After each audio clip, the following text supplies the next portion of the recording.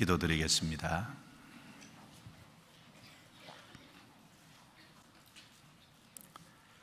거룩하시고 은혜로우시고 자비로우신 우리 아버지 하나님 감사합니다.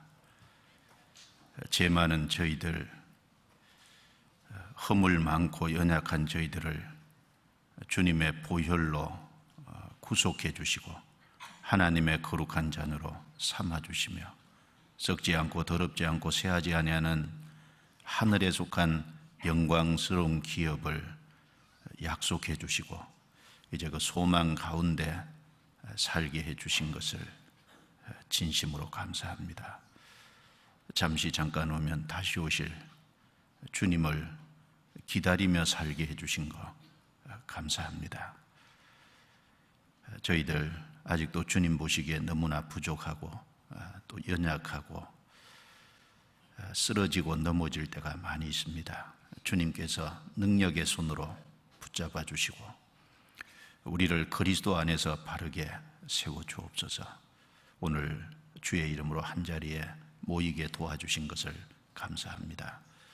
이 시간 거룩한 말씀으로 교제케 해주시고 주 성령께서 이 가운데 두루두루 역사하셔서 각 사람 심령을 붙잡아 주옵소서. 각 사람 속에 영혼에 필요한 하나님의 말씀으로 가득 채워주시고 그 증거되는 말씀이 영의 양식이 되도록 도와주옵소서. 연약하고 낙심한 심령에게 주님이 힘이 되는 말씀을 주시고 또 혹 하나님 앞에 합당치 못한 것을 놓고 있다면 말씀의 빛 앞에 드러내 주시고 제거해 주시고 하나님 앞에 깨끗이 정리하고 이제 주님과 올바른 관계 속에서 힘있게 살아갈 수 있도록 도와주옵소서. 이 시간 주의 이름으로 모이는 모든 곳에 친히 함께 해주시기를 간절히 간구합니다. 미주 서부 수양회를 위해서 출국하신 이완 목사님 일행과 함께 해주시고 가봉 선교를 위해서 떠나신 오세일 목사님 일행과 함께 해주옵소서. 이번 수양회와 선교를 통해서 많은 잃어진 영혼들이 주께 돌아오고 교회가 든든히 세워지게 해 주옵소서. 또 돌아오실 때까지 주님께서 함께 해 주셔서 건강과 안전을 지켜주시기를 간구합니다. 혹 이 자리에 함께하지 못한 성도 있더라도 주님 도와주시고 합당하신 은혜로 채워 주옵소서. 전 세계 주의 이름으로 모이는 모든 것을 주께 부탁합니다. 우리를 구원해 주신 주 예수님 이름으로 감사하며 기도드리옵니다. 아멘. 찬양대 찬양해 주시겠습니다.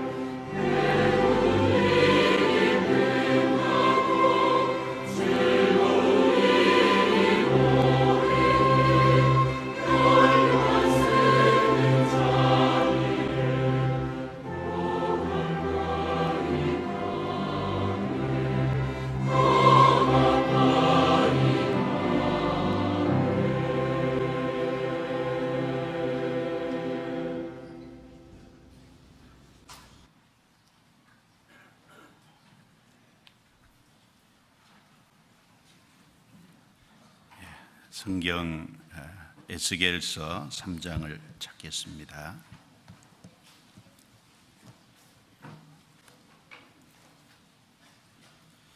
에스겔서 3장 1절입니다. 그가 또 내게 이르시되 인자야 너는 받는 것을 먹으라.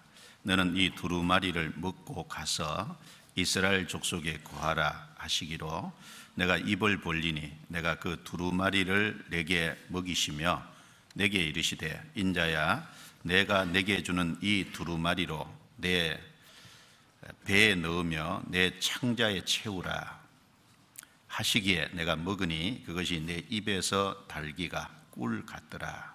7절입니다.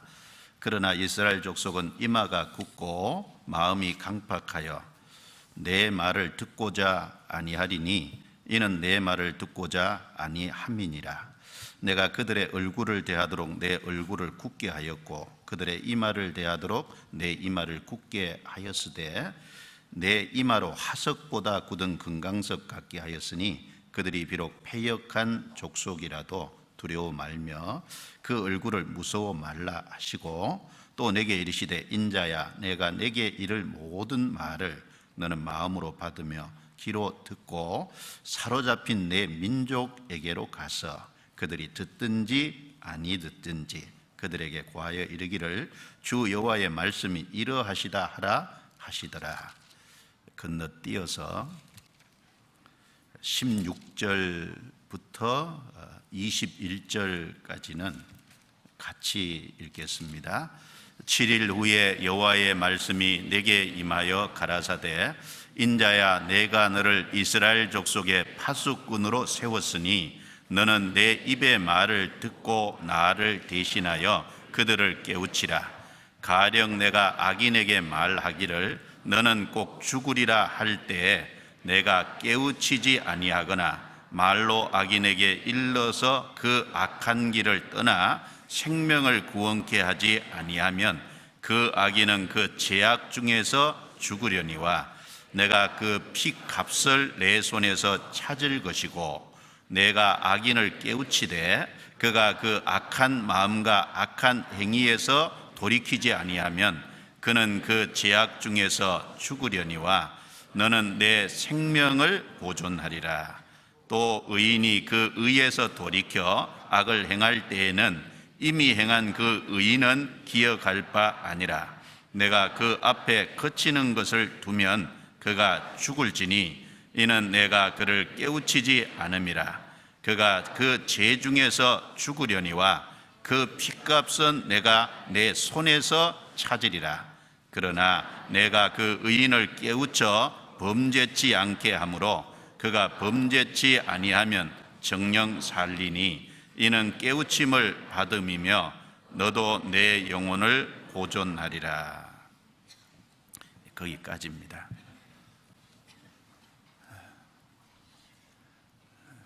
아시는 것처럼 이 요한 목사님께서는 미주 하계 서부 수양회를 가셨습니다. 10일 날 돌아오시니까 미주 하계 수양회 또 하와이 교회 집회를 위해서 기도해 주시기 바랍니다. 또 오세일 목사님 일행이 가봉 선교를 출발하셨습니다. 가봉 선교가 잘 될 수 있도록 기억하시고 기도해 주시기 바랍니다. 오세일 목사님은 18일 날 귀국하십니다. 오늘 내가 너를 영혼의 파수꾼으로 세웠으니 이 제목으로 좀 1시간 말씀을 상고하려고 합니다. 금방 읽은 에스겔 3장 17절 말씀에 보면 내가 너를 이스라엘 족속의 파수꾼으로 세웠으니 너는 내 입의 말을 듣고 나를 대신하여 그들을 깨우치라. 하나님께서 에스겔 선지자를 이스라엘 족속의 파수꾼으로 세웠다 이렇게 말씀하셨습니다. 에스겔 선지자는 이스라엘 나라를 지키는 군인은 아닙니다. 여기 이스라엘 족속의 파수꾼으로 세웠다라는 말이 그 이스라엘 백성들의 신앙의 파수꾼, 바로 그 이스라엘 백성들의 영혼의 파수꾼으로 세웠다라는 말씀입니다. 하나님은 우리 시대, 이 타락한 시대에 영혼의 파수꾼, 하나님께 사람들을 돌아오도록 하기 위해서 신앙의 파수꾼으로 세운 사람들이 있습니다. 바로 구원받은 모든 성도들입니다. 구원받은 성도는 누구나 예외 없이, 한 사람도 빠짐없이 이 타락한 시대에 하나님이 세우신 신앙의 파수꾼, 영혼의 파수꾼이 이제 분명할 겁니다. 내가 너를 이스라엘 족속의 파수꾼으로 세웠으니, 여기 내가 너를 그럴 때 그 당시는 에스겔이겠지만 이 시대에 하나님이 영혼의 파수꾼으로 세운 사람은 여기 앉아 계신 우리 각각입니다.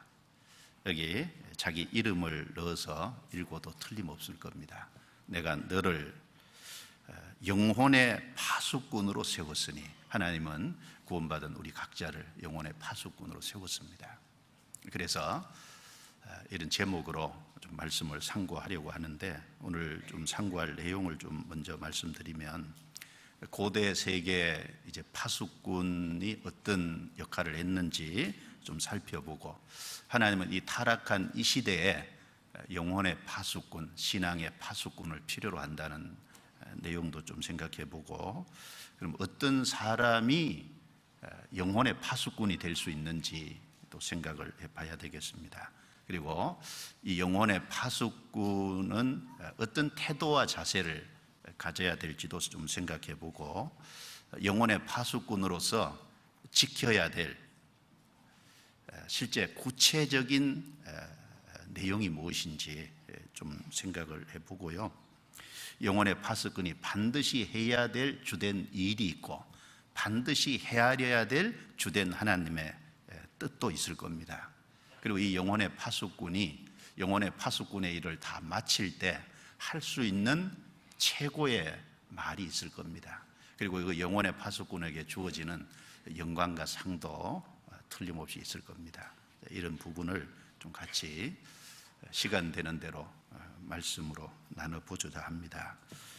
먼저 이 고대 세계의 파수꾼의 어떤 역할을 좀 생각해 보면, 우리가 잘 아는 것처럼 고대 세계는 성이 있으면 성을 주변에서 성을 둘러싸는 성벽을 이제 좀 세웠잖아요.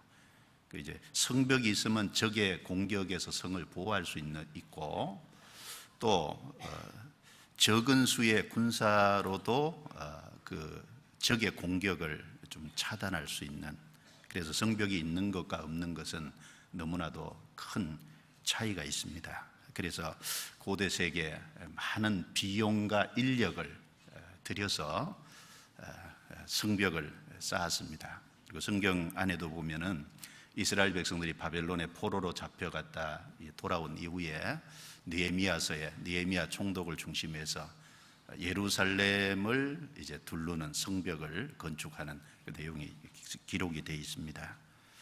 중국을 보면은 만리장성이라는 엄청난 성벽이 있죠.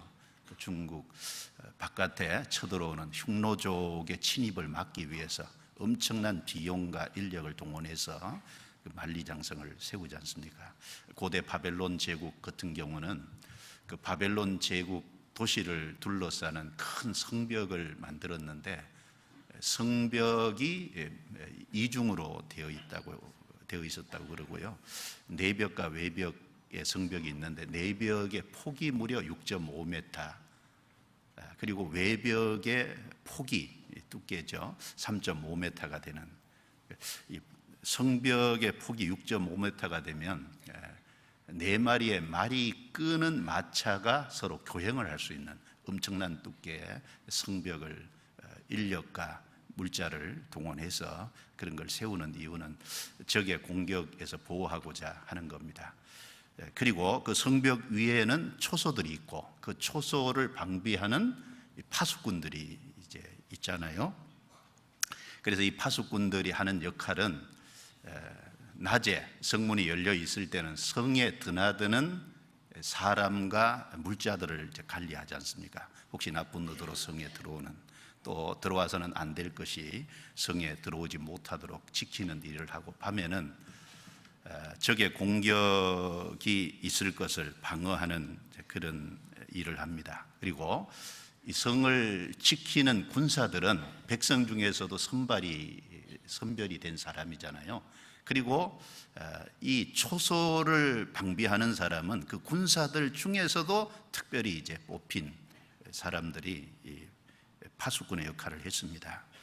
파수꾼은 성 밖에서 오는 위험이 있다면 그걸 감지해서 성 안에 있는 사람들에게 나팔을 불어서 이제 알려서 성 안에 있는 사람들이 대비하고, 또 적이 쳐들어오면 적을 위해 싸울 준비를 하도록 미리 일러주는 그런 역할을 합니다.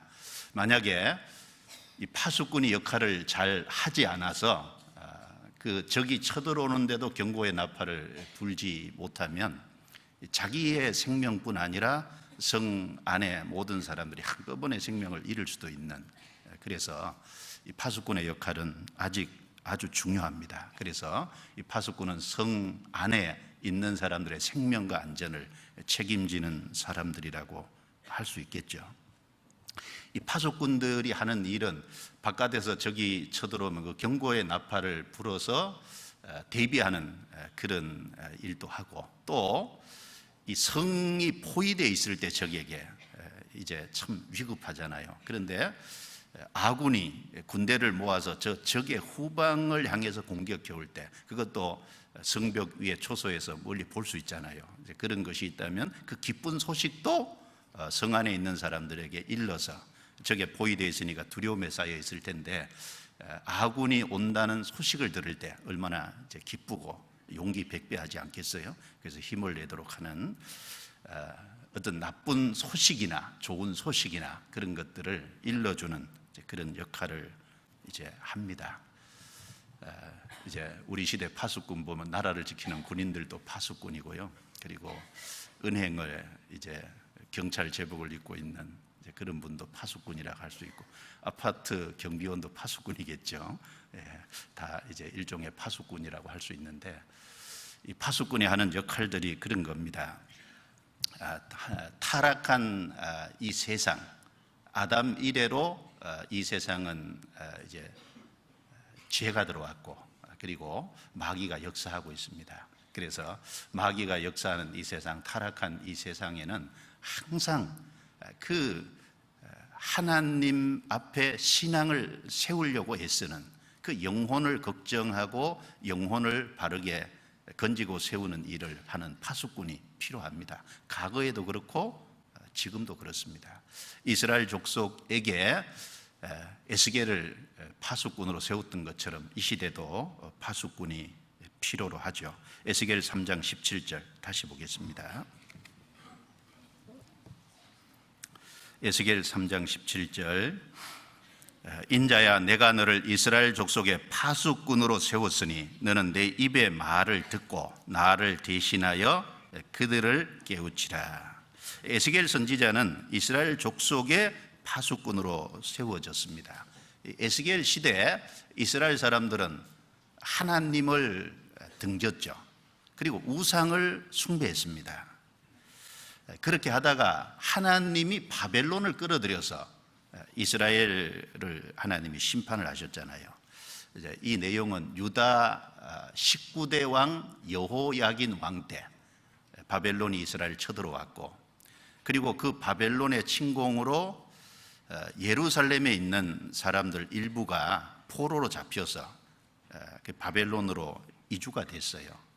그 바벨론의 포로로 잡혀간 이스라엘 백성들이 그발 강가에 거하고 있었습니다. 하나님은 에스겔을 특별히 세워서 바로 그발 강가에 있는 그 이스라엘 포로로 잡혀 있는 그 민족에게 그 사람들의 영혼의 파수꾼으로 하나님이 에스겔을 보내신 겁니다.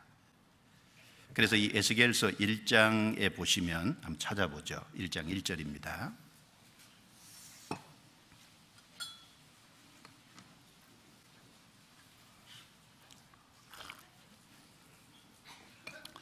제30년 4월 5일에 내가 그발강 가 사로잡힌 자 중에 있더니, 이 그발강 가가 이스라엘 민족이 바벨론의 포로로 잡혀 있는 그 사람들이 거주하는 곳이었습니다. 거기에 이제 시대가 2절에 여호야긴 왕에 사로잡힌 지 5년 그달 5일이라 하나님께서 에스겔을 불러서 바로 이곳으로 보낸 겁니다. 15절, 3장 15절입니다. 3장 15절.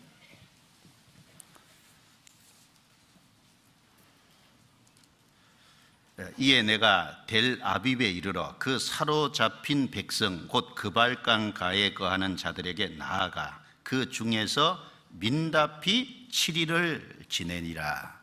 여기 민답이라는 그 한문은 번민할 민자의 유창할 답인데, 민답이 거했다 그 말은 이제 상당히 이제 번민이 있었다는 것을 가리키고, 유창할 답 이게 다른 이제 뜻으로 물이 끓어서 넘치다 그런 뜻인데, 상당히 놀랍고 두려운 가운데 거하는 이런 표현을 민답이 거했다 이렇게 말을 했습니다. 바로 그곳에 보냄받은 지 7일 만에 하나님의 말씀이 내려온 겁니다. 그 내용이 17절이죠. 인자야, 내가 너를 이스라엘 족속의 파수꾼으로 세웠으니 넌 내 입의 말을 듣고 나를 대신하여 그들을 깨우치라. 하나님께서 에스겔 선지자를 바로 이 이스라엘 포로 가운데 보낸 이유는 바로 하나님을 대신해서 하나님의 말씀을 가지고 그들의 죄를 깨우치고 그래 하나님께 돌아오도록 하기 위한 목적으로 보낸 겁니다. 즉 그들의 영혼의 파수꾼, 그들의 신앙의 파수꾼으로 하나님께서 보낸 거죠. 그리고 그들이 참으로 돌이키면 그 돌이킨 이후에 그들에게 주어질 생명, 그 축복의 기쁜 소식도 물론 전하는 그 일을 위해서입니다. 우리 시대는 사실 너무나 타락해 있죠. 이 이스라엘 백성들이 하나님을 떠나고 우상 숭배를 함으로 말미암아 포로로 잡혀가는, 그리고 그 가운데서도 정말 돌이키지 않으면 멸절할 수밖에 없는 그런 어떤 위기 상황에 있을 때 하나님이 에스겔을 그들에게 영혼의 파수꾼으로 보낸 것처럼 우리 시대도 비슷하지 않습니까? 육신적으로 보면은 참 풍요롭고 육신적으로 보면 많은 좋은 것들이 있고 그렇지만 영적으로는 아주 메말라 있잖아요. 사람들은 하나님에 대해서 관심이 없습니다. 하나님을 전혀 모릅니다. 그리고 이 시대에 더 문제인 것은 죄가 뭔지를 몰라요. 그리고 하나님의 심판과 멸망이, 영원한 지옥이 있다는 사실을, 죄를 모르니까 더더욱 알 수 없습니다. 그리고 또 그 죄 가운데서 하나님께서 그리스도를 통해서 건져주시고 그리고 영원한 천국에 들어갈 수 있는 복음의 기쁜 소식을 준비해 놨는데 그 복음의 기쁜 소식이 무엇인지도 모릅니다. 바로 그런 타락한 사람들을 깨우치기 위해서 에스겔 시대도 영혼의 파수꾼이 필요했던 것처럼 우리 시대도 영혼의 파수꾼이 필요합니다. 하나님을 대신해서 하나님을 알리고 하나님을 대신해서 죄를 알려주고 심판을 경고하고 그래서 그 가운데로 돌아오게, 하나님께로 돌아오게 하고 복음의 기쁜 소식을 알려줄 영혼의 파수꾼이 필요하다 그 말입니다. 에스겔 시대도 그렇고 모든 시대가 그렇습니다. 우리 시대는 더더욱 그렇죠. 성경 마태복음 11장 한번 찾아보겠습니다. 마태복음 11장.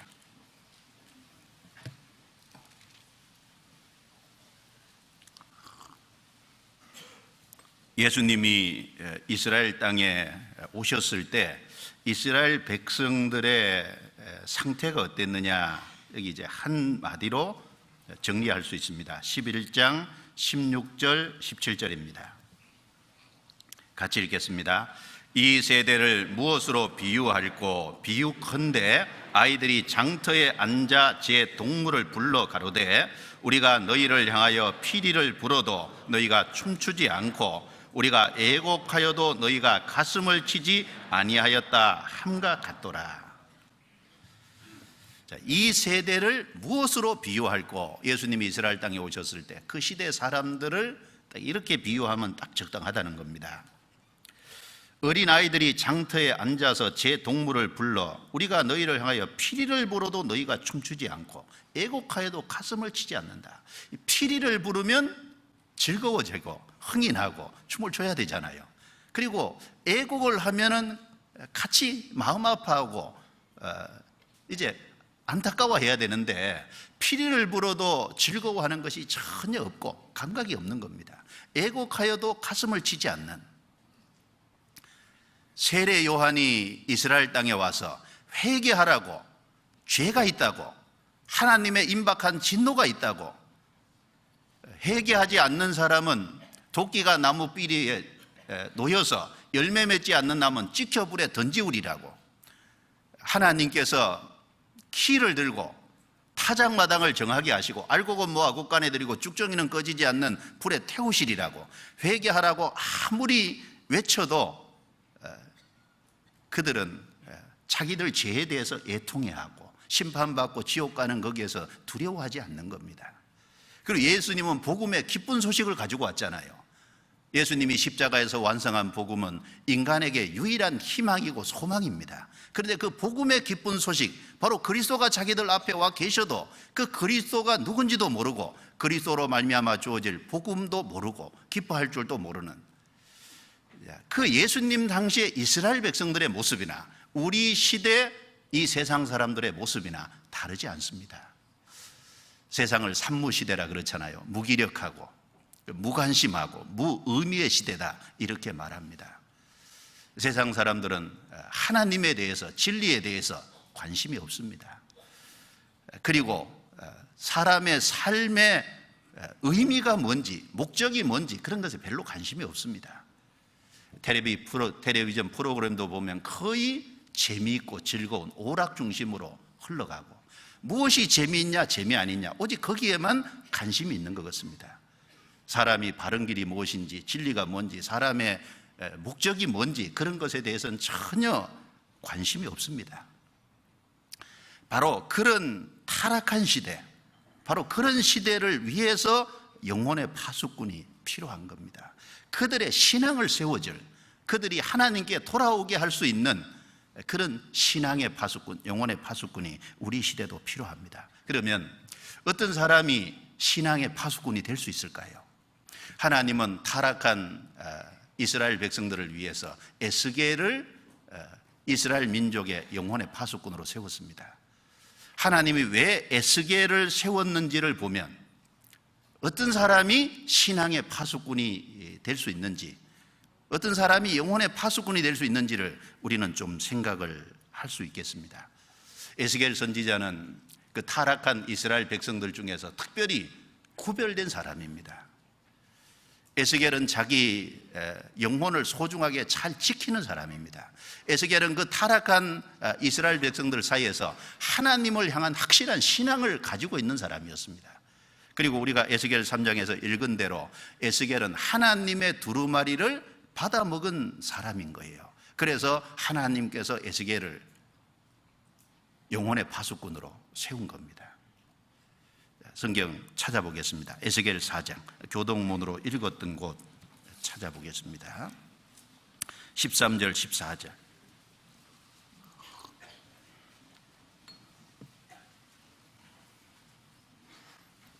13절 14절입니다. 같이 읽어보겠습니다. 여호와께서 또 가라사대 내가 열국으로 쫓아 흩을 이스라엘 자손이 거기서 이와 같이 부정한 떡을 먹으리라 하시기로 내가 가로되 오호라 주 여호와여 나는 영혼을 더럽힌 일이 없었나이다. 어려서부터 지금까지 스스로 죽은 것이나 짐승에게 찢긴 것을 먹지 아니하였고 가증한 고기를 입에 넣지 아니하였나이다. 이 말씀을 보면 에스겔의 신앙을 단적으로 잘 볼 수 있습니다. 하나님께서 타락한 이스라엘 백성들의 죄를 지적하기 위해서 인분으로 떡을 구워 먹으라 그랬어요. 인분은 똥이죠. 이제 그렇게 하나님이 말씀하실 때 에스겔이 여기 대답한 내용입니다. 오호라 주 여호와여, 나는 영혼을 더럽힌 일이 없었나이다.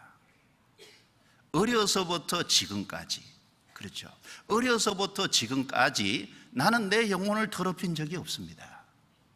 참, 이 말을 보면은 에스겔이 얼마나 하나님을 향한 신앙이 확실했는지, 얼마나 말씀을 쫓아서 바르게 살아왔는지, 타락한 이스라엘과 구별해서 올바른 신앙을 갖고 있었는지를 단적으로 볼 수 있지 않습니까? 스스로 죽은 것이나 짐승에게 찢긴 것을 먹지 아니하였고 가증한 고기를 입에 넣지 아니하였나이다. 레위기 11장에 보면 하나님이 이스라엘 민족이 다른 민족과 구별됐다는 표로 먹을 것과 먹지 말아야 될 것을 정하셨는데, 그 말씀대로 에스겔은 그대로 순종하고 살아갔다는 겁니다. 나는 내 영혼을 더럽힌 적이 없었습니다.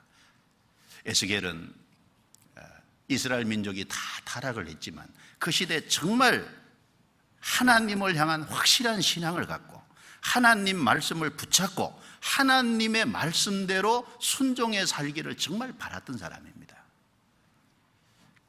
에스겔이 이 말을 하니까 하나님께서 그래, 그럼 좋다, 인분으로 하지 말고 소똥으로 구워 먹어라, 이렇게 이제 하나님께서 허락을 하셨어요. 구별된 사람입니다. 신앙이 확실한 사람이에요. 그리고 에스겔은 하나님의 말씀, 즉 하나님의 두루마리를 받아 먹은 사람입니다. 하나님의 뜻이 무엇인지, 말씀이 무엇인지를 정확하게 이해하고 소화하고 있는 사람입니다. 에스겔은 하나님의 말씀과 자기가 일치가 되는 사람입니다.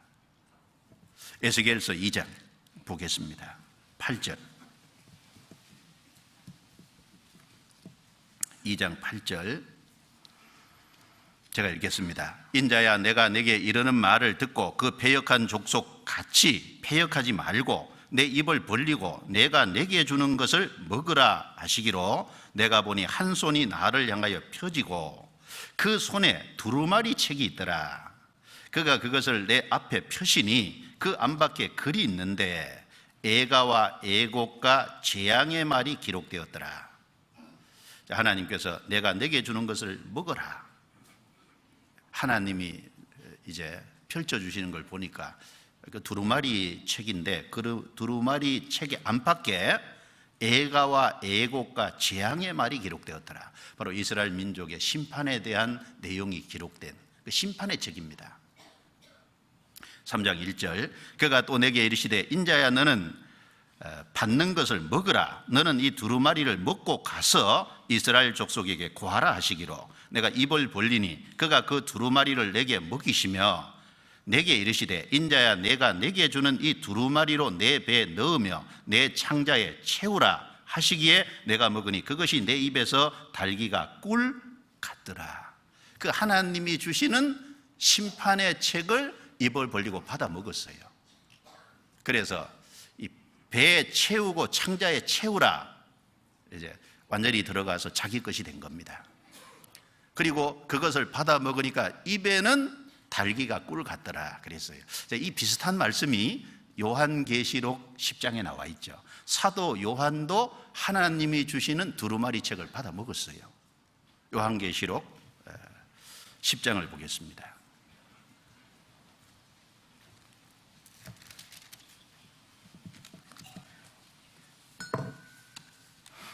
요한계시록 10장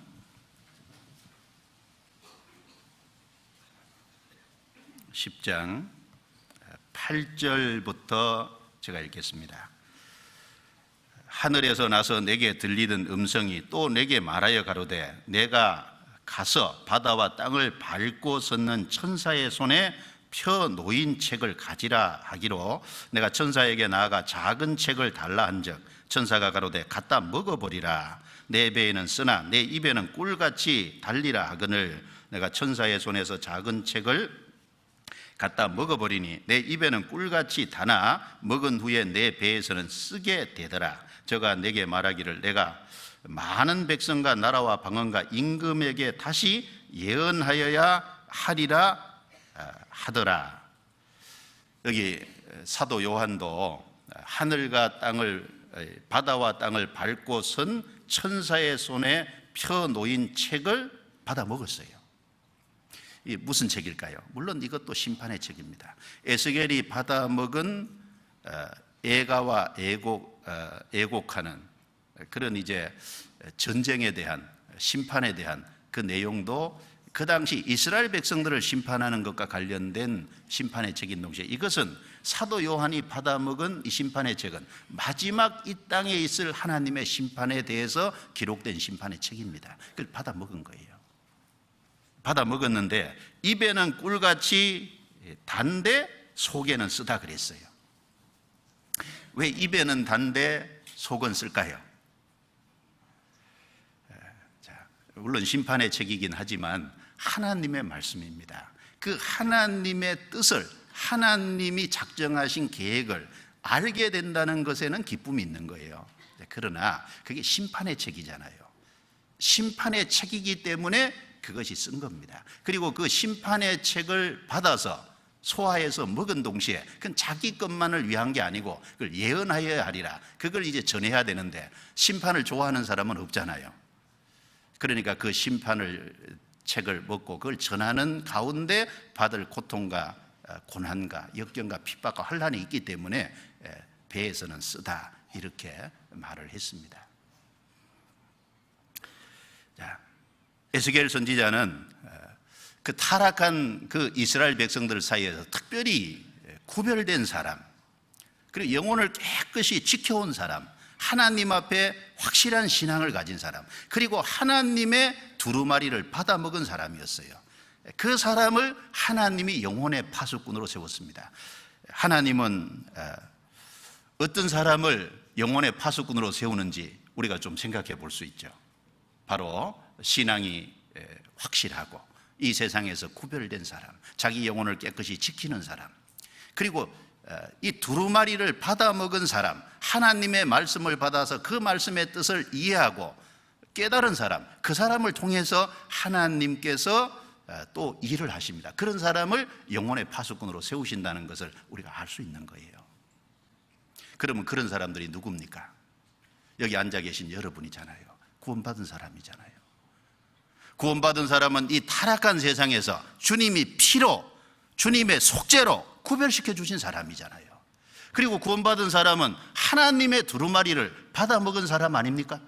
그 하나님의 복음의 두루마리라는 것을 우리가 받아먹은 사람이고, 그리고 구원받은 사람은 이 성경을 통해서 시간이 지나가면서 미래 하나님이 하실 심판의 내용을 들어서 알고 소화하고 있는 사람입니다. 그걸 깨달은 사람인 거예요. 그런 의미에서 심판의 두루마리도 받아먹은 사람입니다. 죽음 건너편의 영원한 지옥에 대해서도 알고 있잖아요. 하나님의 말씀을 통해서 받아먹은 사람 아닙니까? 바로 이 구원받은 사람들을 통해서 하나님이 일을 하기 위하여 그런 사람들을 하나님이 영혼의 파수꾼으로 세운 거예요. 그게 하나님 앞에 우리 각자 아닙니까? 성경 고린도후서 3장입니다. 고린도후서 3장.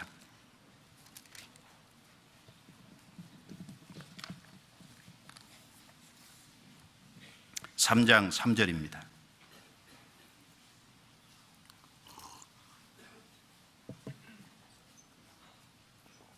고린도후서 3장 3절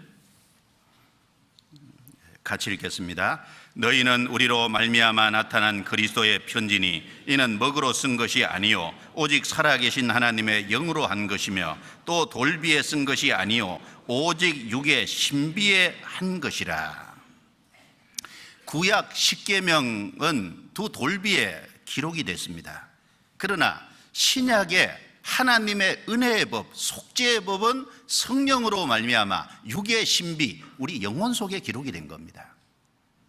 그것이 두루마리를 받아먹은 거 아닙니까?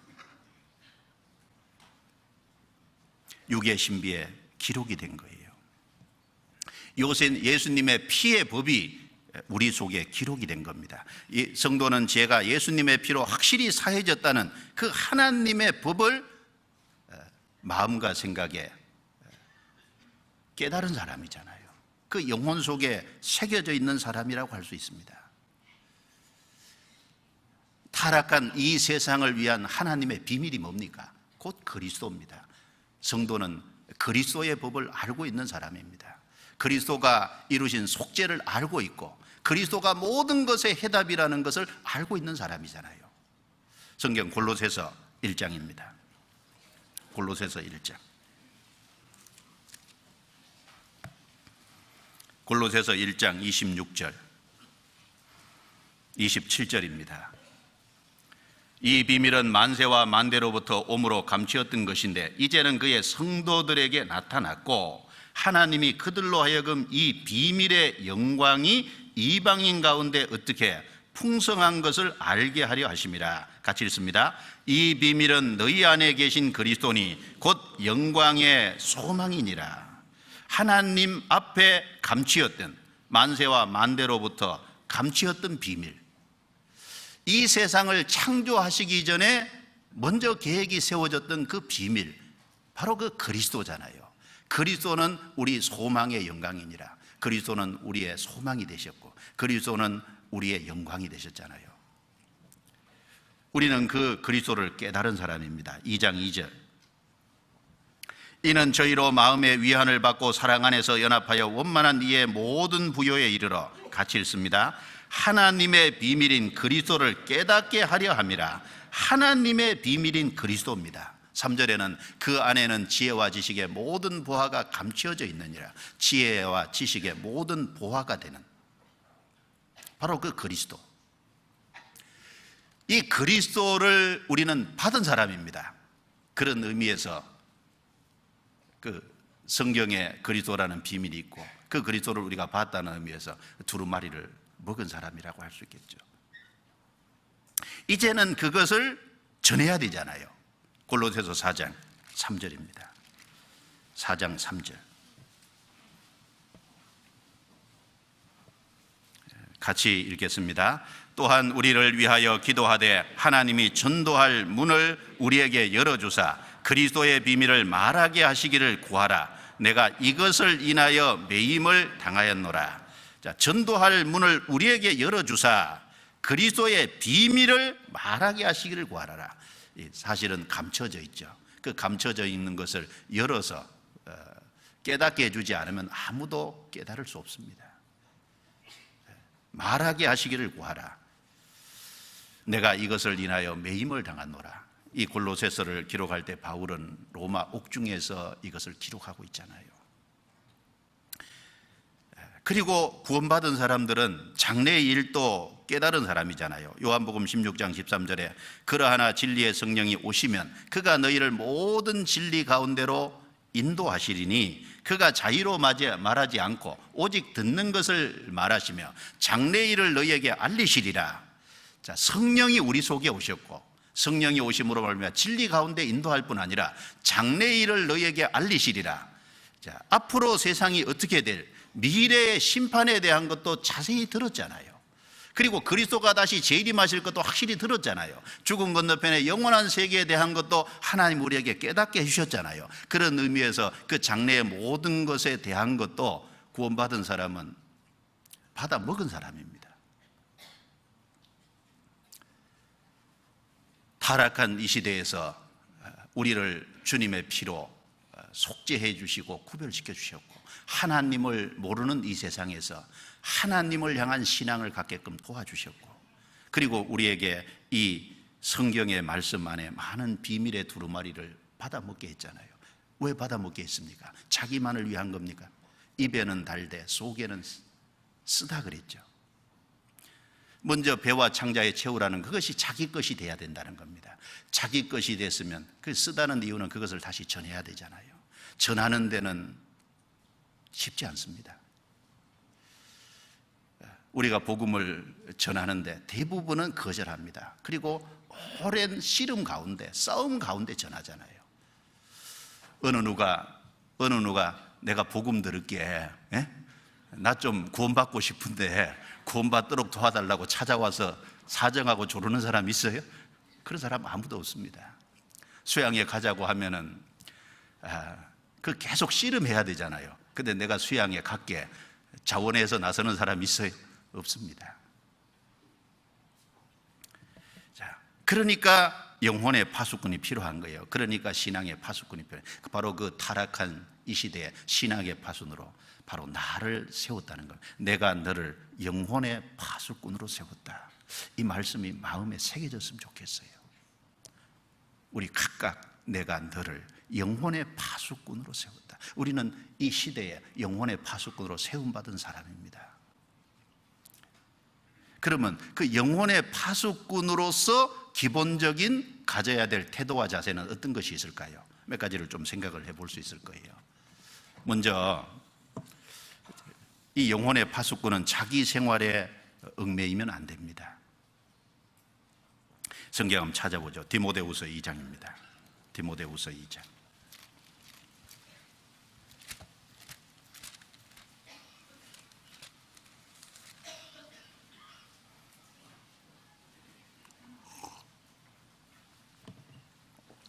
이 장 3절 4절입니다. 같이 읽겠습니다. 내가 그리스도 예수의 좋은 군사로 나와 함께 고난을 받을지니 군사로 다니는 자는 자기 생활에 얽매이는 자가 하나도 없나니 이는 군사로 모집한 자를 기쁘게 하려 함이라. 그리스도 예수의 좋은 군사는 여기 두 가지를 얘기했잖아요. 고난을 받는 군사, 그리고 자기 생활에 얽매이지 않는 군사. 자, 왜 군사로서 고난을 받고 자기 생활에 얽매이지 않느냐? 그 목적은 군사로 모집한 하나님을 기쁘시게 하기 위해서. 여기 하나가 자기 생활에 얽매이는 자가 하나도 없고 자기 생활에 얽매이지 않아야 합니다. 구원받은 사람은 영적 군사입니다. 영혼의 파수꾼으로 세움받은 사람입니다. 우리가 이 세상에 살고 있죠.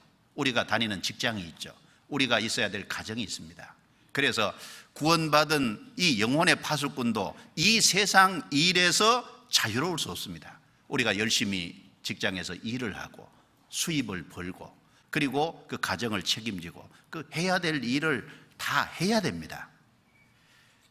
자, 그러나 그 모든 것이 영혼의 파수꾼이라는 하나님이 세우신 그 직분 앞에 있을 수는 없다는 거예요. 그 모든 것을 초월해서 가장 앞에 둬야 될 것이 하나님의 일입니다. 우선순위는 하나님 아닙니까? 우리에게 가장 소중한 건 앞에 둬야 될 건 복음 아닙니까? 마태복음 6장 33절에 너희는 먼저 그 나라와 그의 의를 구하라. 그리하면 이 모든 것을 너희에게 더하시리라. 먼저 뭘 할 거냐 그 말입니다. 우선순위를 어디에다 둘 거냐 그 말이죠. 우리가 이 세상 생활에서 자유로울 수 없고 다 해야 되지만 그러나 먼저 무엇을 해야 될 거냐 그 문제를 분명히 해야 될 겁니다. 직장 생활을 하면서 자기 일을 성실히 하면서 주님을 섬기는 분도 있습니다. 교회에서 전적으로 주님과 관계된 일만 하는 전무자도 있습니다. 그 외형적인 모습은 다를지라도 그 내적으로는 같습니다. 직장 생활을 하면서 주님을 섬기는 사람이든 아니면 교회에서 전적으로 전무하는 사람이든 그 마음속의 우선순위는 주님이고 복음이고 주님의 일이 되어야 된다는 것은 틀림이 없을 겁니다. 너희는 먼저라 그랬습니다. 빌립보서 1장 20절에 바울 사도가 이야기하기를 내가 살든지 죽든지 내 몸에서 그리스도가 종기되게 하려 하노니 살든지 죽든지 평안할 때든지 감옥에 있을 때든지 그 빌립보서를 기록할 때는요 감옥에 있었어요. 로마 어떤 상황에서도 먼저 그 나라와 그의 의를 구하라는 그 예수 그리스도의 말씀에 바울은 순종했습니다. 빌립보에 갇혔잖아요. 갇혔을 때 그 옥중에 갇혀서도 하나님께 기도하고 찬송하고 그 시큰 얻어맞고 억울한 누명을 쓰고 그 육신은 말할 수 없는 고통 가운데 있으면서도 빌립보 간수와 그 가족에게 전도하는 것 보세요. 내 몸에서 그리스도가 종기되게 하려 하나니 살든지 죽든지. 그 바울을 본받은 사람이 에바브로디도잖아요. 빌립보서 2장에 보면은 에바브로디도가 죽을 병에 들렸는데 빌립보서 2장 30절에 저가 죽기에 이르러도 자기 목숨을 돌아보지 아니한 것은 죽기에 이르러도 자기 목숨을 돌아본 게 아니라 하나님의 일에 더 관심을 가졌어요. 그래서 에바브로디도를 하나님이 살려주셨잖아요.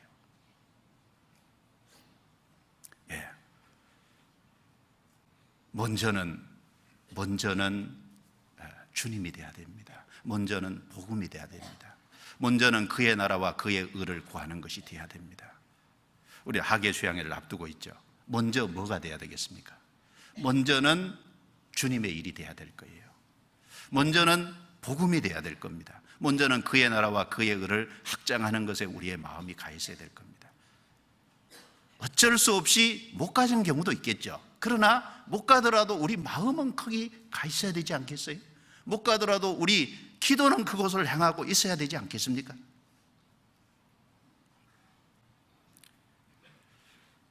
파수꾼, 영혼의 파수꾼은 자기 생활에 얽매여서는 안 될 겁니다.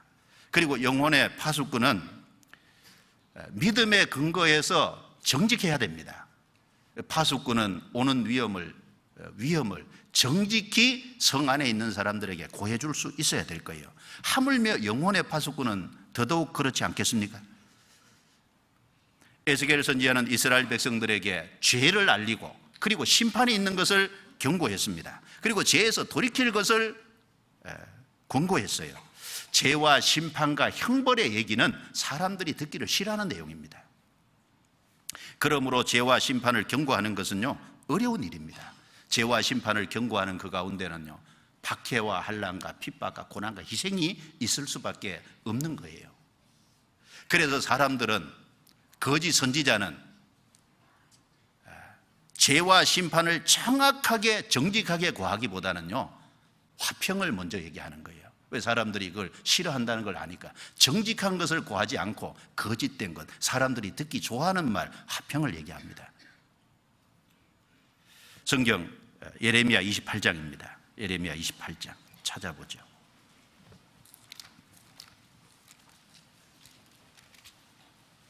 (28장) 8절 9절입니다.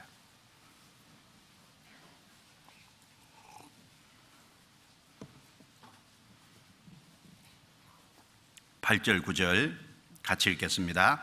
나와 너 이전 선지자들이 자고로 여러 나라와 큰 국가들에 대하여 전쟁과 재앙과 연병을 예언하였느니라.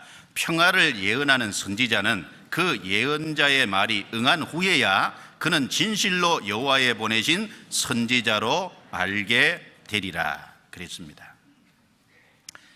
여기 나와 너 이전 선지자들은, 하나님이 보내신 참된 선지자들은 정직했어요. 여러 나라와 큰 국가들에 대하여 전쟁과 재앙과 연병을 예언하니라. 왜? 그럴 수밖에 없는 것이, 아담 이래로 사람들은 타락되어 있고 죄 가운데 있어요. 죄 가운데 있는 사람은 죄를 정직하게 알리고 심판과 형벌이 있다는 것을 선언하는 것이 마땅합니다. 그래야만 그 가운데서 진짜 돌이킬 수 있는 거예요. 그런데 거짓 선지자는 화평을 예언하는 거예요. 그것이 정직하지 못한 겁니다. 잠언 11장 11절에요. 성읍은 정직한 자의 축원을 인하여 진행하고 악한 자의 입을 인하여 무너지느니라 그랬어요. 한 성읍이 축복이 되고 발전하려면 정직한 자의 축원이 필요하다 그랬어요. 악한 자는 성을 헌다 그랬습니다. 악한 자는 정직하지 못한 겁니다. 정직한 자의 축원을 인해서 성읍이 진행합니다. 정직한 자는 하나님을 가까이 한 사람이 정직한 사람일 거예요. 하나님이 정직하신 분이니까. 그리고 정직하기 때문에 성에 있을 위험과 심판과 죄를 알릴 겁니다. 그리고 참으로 돌아서게 함으로 인해서, 그리고 그걸 위해 기도해 줌으로 성읍이 진흥할 수 있을 겁니다. 그래서 악한 자의 입을 인해서는 성읍은 망할 수밖에 없습니다. 정직하지 못하기 때문에. 그리고 이 영혼의 파수꾼은 믿음에 근거한 담대한 마음을 가지고 있어야 될 거예요. 왜냐하면 영혼의 파수꾼이 보내지는, 하나님이 보내신 그곳이 사람들이 강팍하거든요. 성경 에스겔서 2장 찾아보겠습니다. 하나님이 어떤 곳으로 보냈는지를 여기 말했습니다. 에스겔서 2장 6절입니다. 2장 6절. 인자야, 너는 비록 가시와 찔레와 함께 처하며 정갈 가운데 거할지라도 그들을 두려워 말고 그 말을 두려워 말지어다. 그들은 패역한 족속이라도 그 말을 두려워 말며 그 얼굴을 무서워 말지어다. 그들은 심히 패역한 자라. 듣든지 아니 듣든지 너는 내 말로 고할지어다. 3장 7절입니다. 그러나 이스라엘 족속은 이마가 굳고 마음이 강팍하여 내 말을 듣고자 아니하리니 이는 내 말을 듣고자 아니함이니라. 내가 그들의 얼굴을 대하도록 내 얼굴을 굳게 하였고 그들의 이마를 대하도록 내 이마를 굳게 하였으되 내 이마로 하석보다 굳은 금강석 같이 하였으니 그들이 비록 패역한 족속이라도 두려워 말며 그 얼굴을 무서워 말라 하시고. 하나님이 누구에게 에스겔을 보냈습니까?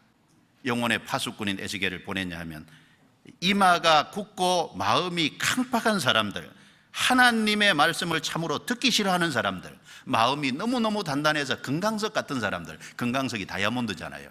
다이아몬드가 강도가 세죠. 다이아몬드 같이 아주 강팍한 사람들, 그런 사람들에게 보내기 때문에 에스겔도 이마를 굳게 해야 되는 거예요. 마음을 아주 단단히 각오해야 되는 겁니다. 그래서 여기 하나님께서 에스겔에게 여기 이랬습니다. 그들의 이마를 대하도록 내 이마를 굳게 하였으되, 에스겔의 이마도 굳게 하고 그리고 그들의 두려운 얼굴을 대하기 위해서 하나님이 에스겔의 얼굴도 아주 단단하게 한 거예요. 그래서 에스겔이라는 이름의 뜻이요, 하나님이 강하게 하신 자라는 의미잖아요. 하나님 앞에 강한 자라는 의미입니다. 하나님이 에스겔을 이마를 굳게 하고 얼굴을 아주 단단하게 하고.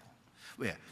이마가 굳고 마음이 강팍한 사람들 대하고 얼굴이 아주 사나운 사람들을 대하면요, 마음이 단단하지 않으면, 담대하지 않으면 대할 수 없는 겁니다.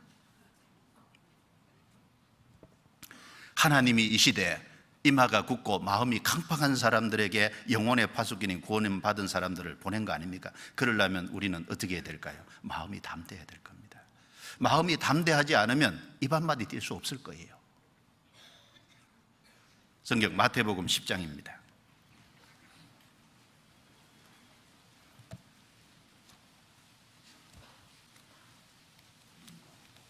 마태복음 10장. 예수님이 둘씩 짝지어 내보내면서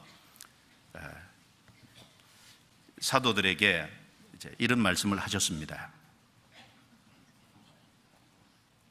10장 26절. 그런즉 저희를 두려워하지 말라. 감추인 것이 드러나지 않을 것이 없고 숨은 것이 알려지지 않을 것이 없느니라. 내가 너에게 어두운 데서 이르는 것을 광명한 데서 말하며 너희가 귀 속으로 듣는 것을 집 위에서 전파하라. 몸은 죽여도 영혼은 능히 죽이지 못하는 자들을 두려워하지 말고 오직 몸과 영혼을 능히 지옥에 멸하시는 자를 두려워하라. 사람 두려워하지 말고 정말 하나님 두려워해라. 사람은 몸은 죽여도 영혼은 못 건드리잖아요. 그러나 하나님은 몸과 영혼을 함께 지옥에 멸하시는 분이라는 걸 생각하라는 겁니다. 그리고 하나님께서 모든 주권을 가지고 계시죠. 참새 한 마리도 하나님이 허락하시면 안 떨어집니다. 하나님 머리털도 다 세십니다. 하나님의 주권을 인정하고 하나님이 우리 형편을 다 안다는 걸 이해하고 담대한 마음을 가지라는 겁니다. 이 파수꾼은요, 성을 지키는 파수꾼은 담대하지 않으면 파수꾼을 될 수 없잖아요. 영혼의 파수꾼은 더더욱 더 그럴 겁니다. 믿음에 근거한 바른 분별력을 갖고 담대한 마음이 있어야만 할 수 있을 거예요. 12명의 정탐꾼들을 가나안 땅에 보냈더니 그 12명의 정탐꾼 중에 10명의 정탐꾼은 가나안 땅을 악평했어요. 여호수아와 갈렙을 제외한. 그래서 이스라엘 백성들의 마음이 이 10명의 정탐꾼의 말을 듣고 전부 동료가 돼서 애굽으로 돌아가자는 운동을 펼쳤습니다. 이 12명은 어떤 의미에서 이스라엘 전체의 사실은 파수꾼인데 그 10명은 파수꾼의 역할을 제대로 감당 못한 거예요. 오히려 그 가나안 땅에 가서 그 하나님이 말씀대로 젖과 꿀이 흐르는 땅이라는 걸 확인하고 왔잖아요. 포도 한 송이를 두 사람이 메고 왔지 않습니까? 정말 하나님의 약속대로 좋은 땅이었습니다. 그런데 거기서 아낙 자손 대장부들을 본 거예요. 그냥 겁에 질렸습니다. 그래서 돌아오는데 보이는 대로 보고한 거예요. 보이는 대로 아낙 자손 대장부가 있다. 우리는 못 이긴다. 자, 우리는 봐라, 철병거 하나도 있냐? 그 가나안 백성들은 철병거까지 가졌더라. 철제 무기를 쓰는데 우리가 맨손으로 어떻게 이기냐? 그들은 담대함이 없었습니다. 그들은 믿음이 없었습니다. 그런데 여호수아와 갈렙은 달랐잖아요. 자, 그들의 신은 그들에게서 떠났지만 하나님은 우리 가운데 계시다. 그들은 우리의 밥이다. 전쟁의 승패는 수가 많고 적은 것에 있는 것이 아니다 그랬습니다. 그러나 이미 이스라엘 백성들이 그 10명의 잘못된 정탐꾼들, 그 파수꾼들의 말을 듣고 이미 동료가 된 상태예요. 마음이 움직이지 못했습니다. 우리가 영혼의 파수꾼으로 바른 그 일을 잘 감당을 하려면요, 담대함이 있어야 돼요. 그리고 파수꾼은 중요한 것 중에 하나가 깨어 있어야 되잖아요. 파수꾼이 졸면은 경계의 임무를 소홀히 하면 큰 문제가 있습니다. 그리고 적은 오늘 안 쳐들어올 거다. 그래서 자기가 임의로 판단해 가지고요 푹 자고 있다면은 그 틈을 노려서 쳐들어올 수 있을 거예요. 그럼 자기의 생명뿐 아니라 성 안의 모든 사람이 위험에 처하게 됩니다. 하물며 영혼의 파수꾼이 깨어 있어야 되지 않겠습니까? 자기가 깨어 있어야만 다른 사람을 깨울 수 있잖아요. 깨어 있지 않는 사람이 어떻게 다른 사람을 깨울 수 있겠습니까?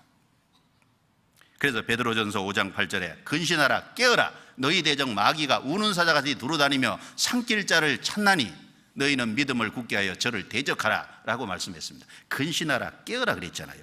데살로니가 전서 5장 6절에도 그러므로 우리는 다른 이들과 같이 자지 말고 깨어 근신할지라. 이 세상 사람들은 어둠에 속한 자입니다. 그러나 구원받은 사람은 빛의 자녀잖아요. 빛의 자녀이기 때문에 깨어 있어야 됩니다. 신앙이 깨어 있어야죠. 지금 어느 때인지 알아야죠. 그리고 무슨 일을 해야 될지 분명히 해야 됩니다. 사사기에 보면은 기드온과 기드온의 300명의 용사가 있습니다. 그 기드온의 300 용사가 미디안 13만 5천 명과 맞붙어서 그 13만 5천 명의 대군을 이겼잖아요. 그런데 그 300명을 선별할 때 보면은 먼저 이스라엘 백성들에게 기별을 해서 미디안과 싸울 테니까 군사를 모집했어요. 3만 2천 명이 왔지 않습니까? 근데 그 중에서 두려워서 떠는 자는 돌아가라 그랬어요. 담대함이 없는 사람, 그런 사람은 만약에 전쟁에 나가서요 뒤로 도망을 가거나 그러면 다른 사람에 영향을 주잖아요. 그러니까 두려워 떠는 사람 돌아가라. 2만 2천 명이 돌아가 10,000명이 남았습니다. 그 10,000명은 목이 말라 있는 상태이기 때문에 강가에 내려가서 물 먹는 모습에 따라서 두 종류로 나눴잖아요. 한 종류의 사람들은 이 무릎을 꿇고 얼굴을 굽히려서 물에 대고 물을 먹었어요. 그런데 한 종류의 사람들은 서서 물을 이렇게 손으로 움켜 쥐어서 개처럼 핥아 먹었습니다. 자, 무릎을 꿇고 얼굴을 물에 대고 먹는 사람이 9,700명, 그 다음에 서서 손으로 물을 움켜 잡고 그리고 거기 개처럼 핥아 먹는 사람 300명. 9,700명 집으로 가 300명 데리고 가서 이겼습니다. 그럼 왜 300명을 거기서 선택했을까요?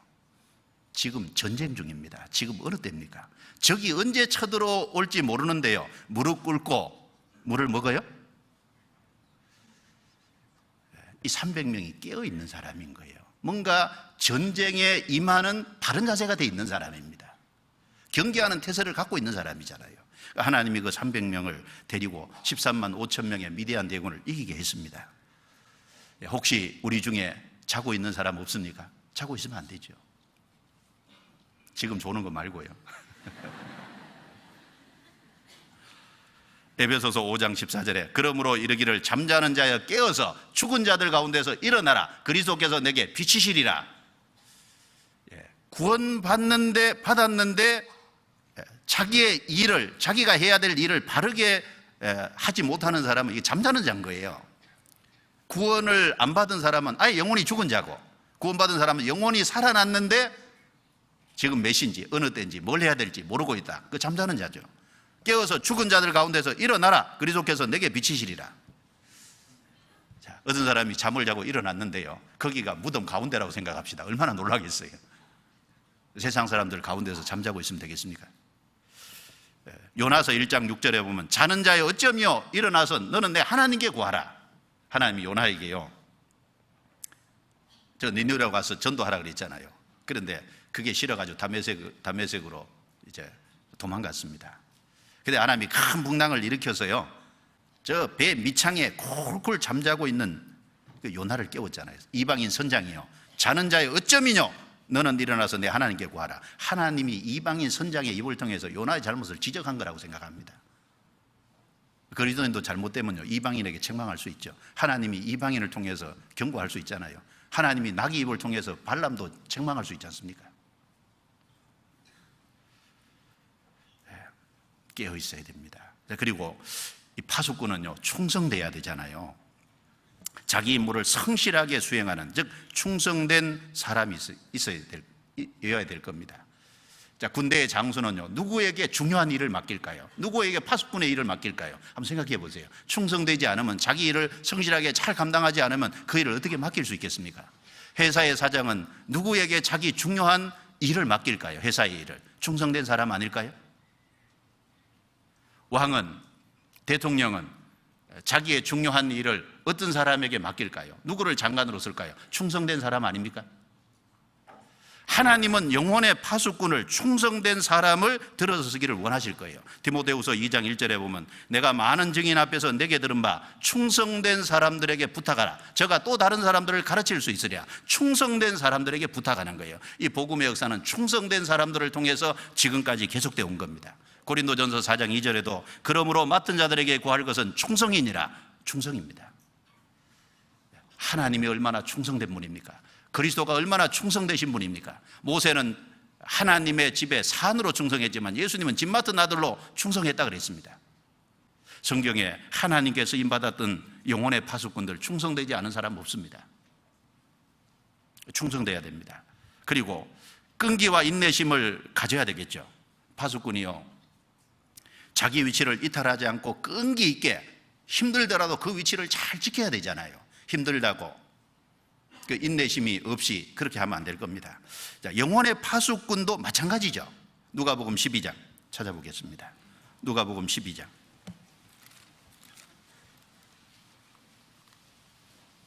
35절부터 38절입니다.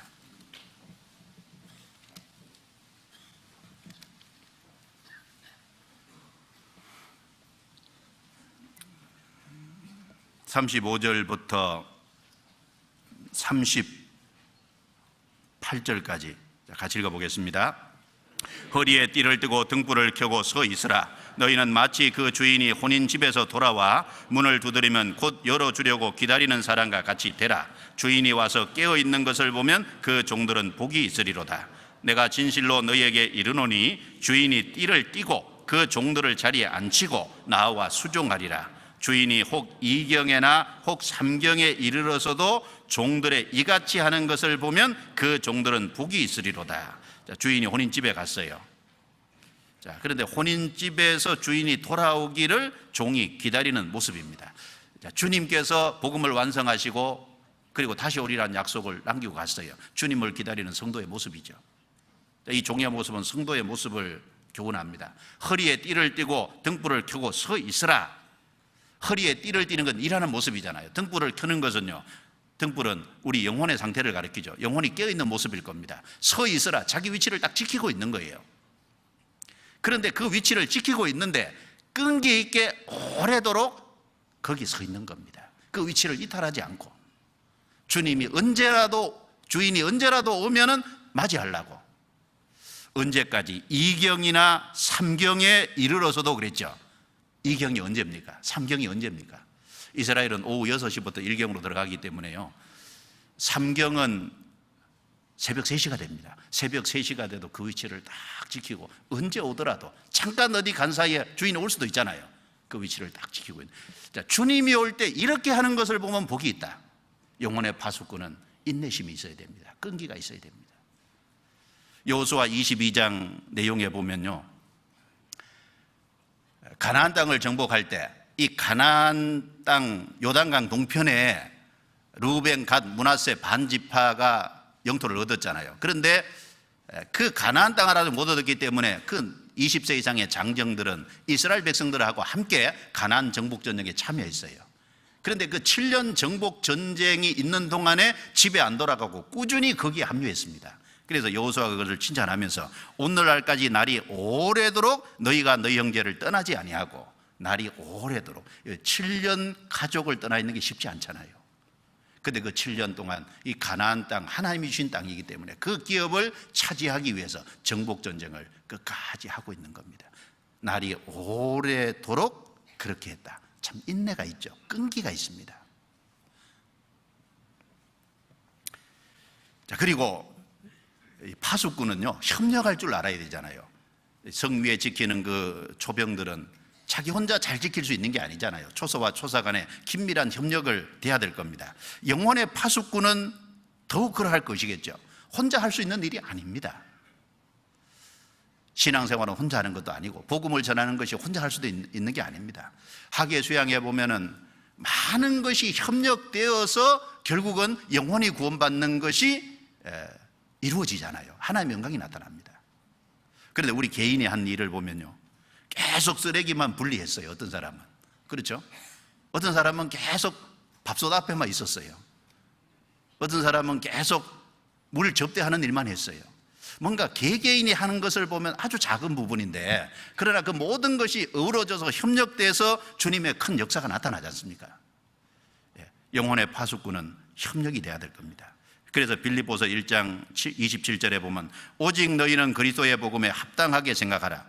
이는 내가 너희를 가보나 떠나 있으나 너희가 일심으로 서서 한뜻으로 복음의 신앙을 위하여 협력하는 것과 일심으로 한뜻으로 복음의 신앙을 위해서 협력한다. 복음 때문에 사실은 협력한 거예요. 다른 이유가 아닙니다. 복음 때문에. 구원받은 사람은 복음 때문에 하나가 된 겁니다. 하나가 되면은 더 큰 힘이 나오니까요. 하나가 되면은 거기 상상을 초월하는 힘이 나오니까요. 전도서 4장 9절에 보면은 두 사람이 한 사람보다 나으면 저희가 함께 수고함으로 좋은 상을 얻을 것임이라고 말씀했습니다. 한 사람이 각각 함으로 이제 두 사람이 하는 일하고 두 사람이 합쳐서 하는 일하고는 너무나도 큰 차이가 있을 겁니다. 그래서 좋은 상을 얻는다고 했어요. 좋은 상을 얻는다는 것은 더 큰 능력을 발휘할 수 있기 때문에, 거기 더욱 효과적으로 일을 할 수 있기 때문에, 하나님의 역사가 결과적으로 나타날 수 있기 때문에 좋은 상을 얻는다고 말했을 겁니다. 우리가 자주 인용하잖아요. 이 말 한 필이 끌 수 있는 무게가요 2톤이라 그럽니다. 그러면 말 2필이 합쳐서 끌으면요, 얼른 보면 4톤, 조금 더 느려서 뭐 6톤 뭐 이 정도 되겠지, 아니면은 10톤. 그런데 말 2필이 끌으면요, 실제 실험 결과 26톤까지 끈다는 거예요. 상상을 초월합니다. 그러니까 두 사람의 합쳐지면 거기에 주님이 또 계시잖아요. 주님이 거기에 역사해 주시기 때문에 상상을 초월하는 사실은 힘이 나옵니다. 그래서 초대교회는 정말 하나가 됐기 때문에 짧은 기간 안에 30년 안 되는 최단기간에 로마까지 복음이 뒤흔들었잖아요. 그것은 초대교회 성도들이 하나가 됐기 때문에 그렇습니다. 베드로와 요한 너무 다르지 않습니까? 베드로와 요한 나이도 다릅니다. 베드로는 나이가 많고 요한은 나이가 젊습니다. 그리고 베드로는 성격이 급합니다. 그런데 사도 요한은 아주 젠틀맨입니다. 아주 섬세하고 세심한 사람입니다. 그리고 이 두 사람은 부름을 받을 당시에 각기 다른 곳에서 부름을 받았습니다. 베드로는요, 물고기 잡는 곳에서 불렀어요. 그런데 이 요한은 그물을 깁는 데서 불렀어요. 재능이 다르다는 거예요. 그런데 이 두 사람은 정말 훌륭한 콤비가 됐습니다. 그래서 사도행전 앞에 보면 베드로와 요한이 그들 둘은 그 나이를 초월하고 재능을 초월하고 그들의 성품을 초월해서 그들은 정말 그리스도 안에서 멋있는 한 팀이 된 거예요. 성경에 그런 사람 많지 않습니까? 모세와 여호수아. 여호수아는 모세의 후계자지만 둘이 얼마나 잘 콤비가 맞았습니까? 엘리야와 엘리사 둘이 잘 맞았죠. 그리고 바울 사도와 디모데 정말 둘이 너무나 잘 맞았지 않습니까? 우리는 모든 것을 초월해서 협력해야 됩니다. 영혼의 파수꾼이 협력할 때 큰 역사가 있을 거예요. 그리고 이 영혼의 파수꾼은 수고하고 희생할 각오, 고난받을 각오가 돼 있어야 될 거예요. 왜? 파수꾼의 일은 쉬운 게 아니잖아요. 군사가 쉽지 않고 밤에 그 근무한다는 게 쉽지 않습니다. 그 파수꾼은 자기가 희생하고 고난받고 수고할 각오가 되어 있을 거예요. 그래서 에스겔서 2장에 보면 가시와 정갈과 찔레에 취할지라도, 그런 강황에 처할지라도 너는 두려워하지 말라고 하나님께서 이미 고생을 각오하라고, 희생할 각오하라고 에스겔에게 일러줬습니다.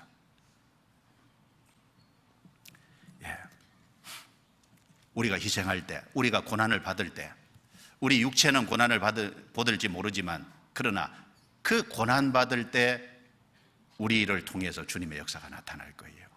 그래서 고린도전서 4장 8절부터 12절에 그런 말씀이 있지 않습니까? 우리가 사방으로 우겨싸도 쌓이지 않고, 답답한 일을 당하여도 낙심치 않고, 그리고 핍박을 받아도 버림받지 않고, 거꾸로뜨림을 당하여도 망하지 않고, 항상 예수 죽인 것을 몸에 짊어지면 예수의 생명도 우리를 통해서 나타나게 하려 합니다. 그렇죠? 항상 예수 죽인 것, 그 십자가입니다. 십자가를 짊어지는 것은 바로 십자가 고난을 짊어지는 동시에 생명이 나타나게 하기 위해서입니다. 그래서 사망은 우리 안에 역사하고 생명은 너희 안에서 하느니라. 바울이 고난받는 만큼, 수고하는 만큼 결과적으로 구원의 역사가 나타났어요. 우리가 하계 수양에 고난받는 만큼, 수고하는 만큼, 더 많은 희생이 치러지는 만큼 주님의 역사가 더 나타날 겁니다. 그건 틀림없습니다. 그리고 진리의 말씀을 옳게 분별해야 되겠죠. 파수꾼은 훈련을 받고 숙련된 사람이 파수꾼이 돼야 되지 않겠어요? 낮에 성문이 열렸을 때 드나드는 사람을, 정말 불손한 의도로 들어오는 사람, 그리고 성 사람들을 해칠 수 있는 나쁜 물품이 들어오는 것을 방지하자면 어떻게 해야 되겠습니까? 훈련이 잘 받아야 돼요. 무엇이 옳지 않은 것인지, 무엇이 백성에게 육을 주고 무엇이 백성에게 덕을 주지 않는 것인지 잘 알아야 될 겁니다. 얼마 전에 뉴스에 나오대요. 경찰이 이제 양귀비 신고를 받고 갔는데 경찰이 양귀비인지 모르더라. 그 뉴스에 나왔죠. 양귀비는 재배하면 안 되잖아요. 마약이니까. 근데 신고받고 갔는데 양귀비 아니니까 괜찮다고. 근데 나중에 확인해 봤더니 양귀비가 맞는 거예요. 물론 뭐 그럴 수도 있습니다. 제가 보면서 그것까지 하나 그러는데, 모를 수도 있죠. 그런데 영혼의 파수꾼은 진리와 거짓을 정확하게 구분해야 됩니다. 말씀을 옳게 분별해야죠. 그러지 않으면 어떻게 사람을 바르게 세울 수 있겠어요? 그래서 디모데후서 2장 15절에 내가 진리의 말씀을 옳게 분별하며 부끄러울 것이 없는 일꾼으로 인정된 자로 자신을 하나님 앞에 드리기를 힘쓰라. 내가 진리의 말씀을 옳게, 그게 제일 중요한 겁니다. 베드로전서 3장 15절에도 너희 마음에 그리스도를 주로 삼아 소망에 관한 이유를 묻는 자에게 대답할 것을 항상 예비하되, 온유와 두려움으로 하고 대답할 것을 항상 예비하되. 말씀이 있어야 되잖아요. 말씀이 있어야 바른 분별력을 갖죠. 무엇이 거짓이고 바른 것인지 알 수 있을 겁니다. 그리고 무엇보다도 가장 중요한 것이 뭘까요? 영혼을 사랑하는 마음입니다. 에스겔은 정말 백성을 사랑하는 마음을 가졌어요. 영혼을 사랑하는 마음이 없으면 영혼의 파수꾼이 되기 어려울 겁니다. 자, 성을 지키는 파수꾼은 그 성 안에 있는 백성들의 안전과 생명을 정말 사랑하는 마음이 없으면요, 그 파수 일을 제대로 하기 어렵잖아요. 정말 성 안에 있는 사람들의 안전과 생명을 책임지고 있다, 그 책임감을 느끼고 그 안에 성 사람들을 사랑하는 마음이 있으면요, 깨어서 그 일을 잘 충성되게 감당할 겁니다. 우리가 모든 것이 갖춰지더라도 영혼을 사랑하는 마음이 없으면 아무것도 사실은 할 수 없을 거예요. 에스겔은 이스라엘 민족을 정말 사랑했습니다. 에스겔서 9장 찾아보겠습니다. 에스겔서 9장 4절. 에스겔서 9장 4절 같이 읽겠습니다. 이르시되 너는 예루살렘 성읍 중에 순행하여 그 가운데 행하는 모든 가증한 일로 인하여 탄식하여 우는 자의 이마에 표하라 하시고, 그 다음은 제가 읽습니다. 나의 듣는데 또 그 남은 자에게 이르시되, 표를 안 받은 자에게 너희는 그 뒤를 쫓아 성읍 중에 순행하며 아껴보지 말며 긍휼을 베푸지도 말고 쳐서 늙은 자와 젊은 자와 처녀와 어린아이와 부녀를 다 죽이되. 그러니까 예루살렘의 가증한 일로 인해서 탄식하며 우는 자는 딱 표하고, 그 다음에 나머지는 이제 다 죽이라는 거예요. 누가 예루살렘에 가증한 일로 인해서 탄식하며 울 거예요. 신앙이 있는 사람입니다. 정말 하나님 앞에 구별된 자일 거예요. 예루살렘이 우상을 섬기고 그리고 거짓된 것에 무릎 꿇고 그런 걸 보면 정말 탄식할 수 있는 사람이 누굴까요? 하나님을 알고 있는 사람, 신앙이 확실한 사람. 그런 사람이 아니면은 울며 탄식하지 않겠죠. 근데 그 울며 탄식하며 그런 사람들의 이마에 표하라는 것은 그런 사람은 신앙이 있어요. 그러니까 하나님은 그런 사람을 보호하시겠다는 겁니다. 그 나머지는 다 죽이라 그랬어요. 그런데 보세요. 8절에 그들이 칠 때에 내가 홀로 있는지라 엎드려 부르짖어 가로되 같이 읽습니다. 오호라 주 여호와여 예루살렘을 향하여 분노를 쏟으시오니 이스라엘의 남은 자를 모두 멸하려 하시니까. 그들이 칠 때에 내가 홀로 있는지라, 홀로 있어요. 우는 자의 탄식하며 우는 자 이마에 표하라 그러는데 그런 사람이 없는 거예요. 그럼 다 죽잖아요. 이 에스겔이 부르짖어 가로되 하나님이 분노로 이 백성을 다 죽이시렵니까? 이 에스겔의 마음을 보면요, 얼마나 백성들을 사랑하는 마음이 있지 않습니까? 에스겔서 11장 또 찾아보겠습니다. 13절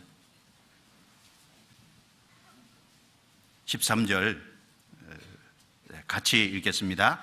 이에 내가 예언할 때 분하야와 아의 아들 불라다가 죽기로 내가 엎드려 큰 소리로 부르짖어 가로되 오호라 주 여호와여 이스라엘의 남은 자를 다 멸절하고자 하시나이까 하니라. 애통한 마음으로 심판에 대해서 쭉 경고하고 예언하고 있는데, 그런데 예언할 그 시에 분하야의 아들 불라다가 죽었어요. 큰 소리로 부르짖어 하나님 남은 자를 다 멸절하고자 하십니까? 우리는 여기서 에스겔의 간절한 마음을 볼 수 있잖아요. 참으로 이스라엘 백성들을 사랑하는 마음, 이스라엘 백성들의 그 영혼을 참으로 안타깝게 생각하는 마음, 그런 마음이 에스겔에게 가득합니다. 그러니까 바른 영혼의 파수꾼이 될 수 있는 거예요. 그러니까 죄를 더 확실하게, 심판을 더 확실하게, 돌이킬 것을 더 공고할 수 있는 겁니다. 바울 사도를 하나님 왜 이방인의 사도로 세웠을까요? 그는 영혼을 사랑하는 마음이 특심한 사람입니다. 고린도후서 12장 15절에 내가 너희 영혼을 위하여 크게 기뻐함으로 재물을 허비하고 또 내 자신까지 허비하리니, 내가 너희 영혼을 크게 기뻐함으로, 영혼을 정말 사랑했던 사람이 바울 사도입니다. 크게 기뻐함으로 재물을 허비하고 또 내 자신까지 허비하리니, 다른 번역에 보면 재물은 내 소유물을 허비하고 내 자신은 자기 생명을 허비하는, 실제로 바울은 복음을 전하다가 로마에서 목 잘려 죽었잖아요. 영혼의 파수꾼이 갖춰야 될 기본적인 태도와 자세가 있지만 그 중에 가장 중요한 게 영혼을 사랑하는 마음, 참으로 신앙을 세우고자 하는 마음, 그 마음이 아주 중요할 겁니다. 그리고 이 영혼의 파수꾼이 구체적으로 파수하고 지켜야 될 내용이 뭘까요? 몇 가지를 우리가 좀 생각해 보면, 첫 번째는 자기 영혼, 자기 신앙을 바르게 지켜야 될 겁니다. 다른 사람을 지키기 이전에, 파수하기 전에 먼저 자기 영혼의 파수꾼이 돼야 될 거예요. 자기 신앙의 파수꾼이 돼야 될 겁니다. 이 성 위에서 보초를 쏘는 파수꾼은 적이 언제든지 화살을 쏴고 언제든지 죽일 수 있잖아요. 자기가 먼저 위험에 노출돼 있어요. 자기 자신을 지킬 수 있어야 돼요. 자기 자신을 지킬 수 있도록 무장을 하고 있어야 될 겁니다. 우리 신앙을 먼저 지켜야 될 거예요. 고린도전서 11장 26절부터 29절에 보면 성찬식을 할 때 먼저 사람이 자기를 살피고 그 후에야 이 떡을 먹고 이 잔을 마실지니, 먼저 자기를 살펴야 돼요. 그럼 성찬식 할 때만 살필까요? 평상시에 살펴야죠. 평상시에 우리 영혼이 바르게 되어 있는지, 내 신앙이 바른지를 살펴야 될 겁니다. 갈라디아서 6장 1절에요. 형제들아, 사람이 만일 무슨 범죄한 일이 드러나거든 너희는 온유한 심령으로 그러한 자를 바로잡고 너 자신을 돌아보아 너도 시험에 빠질까 두려워하라 그랬어요. 다른 사람이 잘못된 모습을 취할 때, 다른 사람이 죄 가운데 그 죄가 드러날 때, 그걸 바로잡을 뿐 아니라 내 자신을 돌아봐 너도 시험을 받을까 두려워하라. 먼저 자신을 돌아봐야 될 거예요. 베드로가요, 예수님을 3번 부인했습니다. 그런데 주님이 죽으시기 전에 베드로에게 이런 말을 했잖아요. 누가복음 22장 31절 32절에 보면 시몬아 시몬아 사단이 밀가부로 다려고 너를 청구하였나니. 자, 내가 내 믿음이 떨어지지 않도록 기도하였나니 너는 돌이킨 후에 내 형제를 굳게 하라. 베드로 자신이 먼저 회개해야 되잖아요. 베드로 자신의 신앙이 먼저 세워져야 될 거예요. 내 형제를 굳게, 너는 돌이킨 후에 내 형제를 굳게 하라 그랬어요. 먼저 자신의 신앙을 지켜야 됩니다. 누가복음 10장에 보면 마리아와 마르다가 나옵니다. 예수님이 그 집안에 들어오셨죠. 마르다는 분주했어요. 마리아는 예수님의 발 아래 앉아 말씀을 계속 받아먹고 있었습니다. 마르다는 너무 분주하다 보니까 자기 혼자 감당할 수가 어려우니까 예수님께 저 마리아 나를 돕도록 좀 하면 안 되겠습니까? 저렇게 생각이 없이 주님 말씀만 듣고 있네요. 칭찬 받았습니까? 아닙니다. 마르다야 마르다야, 내가 많은 일로 근심하나 한 가지만, 몇 가지만 하지 아니면 한 가지만이라도 족하니라. 다른 번역에 보면 한 가지만이라도 족하니라. 한 가지가 네게 부족하다 그 말이에요. 한 가지가 뭘까요? 마르다는 자기 영혼을 돌아보는 일에 소홀했어요. 그게 부족한 겁니다. 그리고 그 다음에 누굴 돌아봐야 될까요? 자기를 돌아보는 자기 영혼의 파수꾼인 동시에 같이 신앙생활하고 있는 신앙의 동역자인 내 옆에 있는 형제 자매들의 영혼의 파수꾼이잖아요. 그래서 에스겔서 3장 내용에 보면 악인을 깨우치라는 말씀도 있지만 의인을 깨우치라는 말씀도 있어요. 의인을 깨우치라. 같은 신앙생활하는, 같이 주님을 섬겨 살아가는 그 사람들도 깨우쳐야죠. 그래서 신앙의 동역자를 깨우쳐야 됩니다. 그래서 같이 신앙생활은 하고 있는데 뭔가 신앙에 이상이 없는지, 그리고 뭔가 그 신앙생활 같이 하다가 낭망되고 좌절하고 그리고 또 신앙이 실족하면요, 그 참 애타는 마음 들지 않습니까? 우리는 우리 옆에 있는 가까운 형제 자매들의 신앙을 파수하는 파수꾼입니다. 그리고 이뤄진 영혼을 주님께로 돌아오게 하는 실제 영혼의 파수꾼이잖아요. 하나님이 에스겔을 타락한 이스라엘에게 보냈듯이, 그 악인들에게, 하나님을 믿지 않는 불신자들에게 보냈듯이 하나님은 우리를 영혼의 파수꾼으로 세워서 이 세상에 보내신 겁니다. 우리가 그 이뤄진 영혼의 파수꾼인데 우리 각자에게 자문자답해 봐야 되지 않겠습니까? 나는 이뤄진 영혼을 향한 영혼의 파수꾼의 책임을 정말 다하고 있을까? 정말 다하고 있을까? 정말 최선을 다하고 있을까? 좀 우리 자신에게 자문자답해 봐야 되지 않을까요? 누가복음 1장 찾아보겠습니다. 누가복음 1장.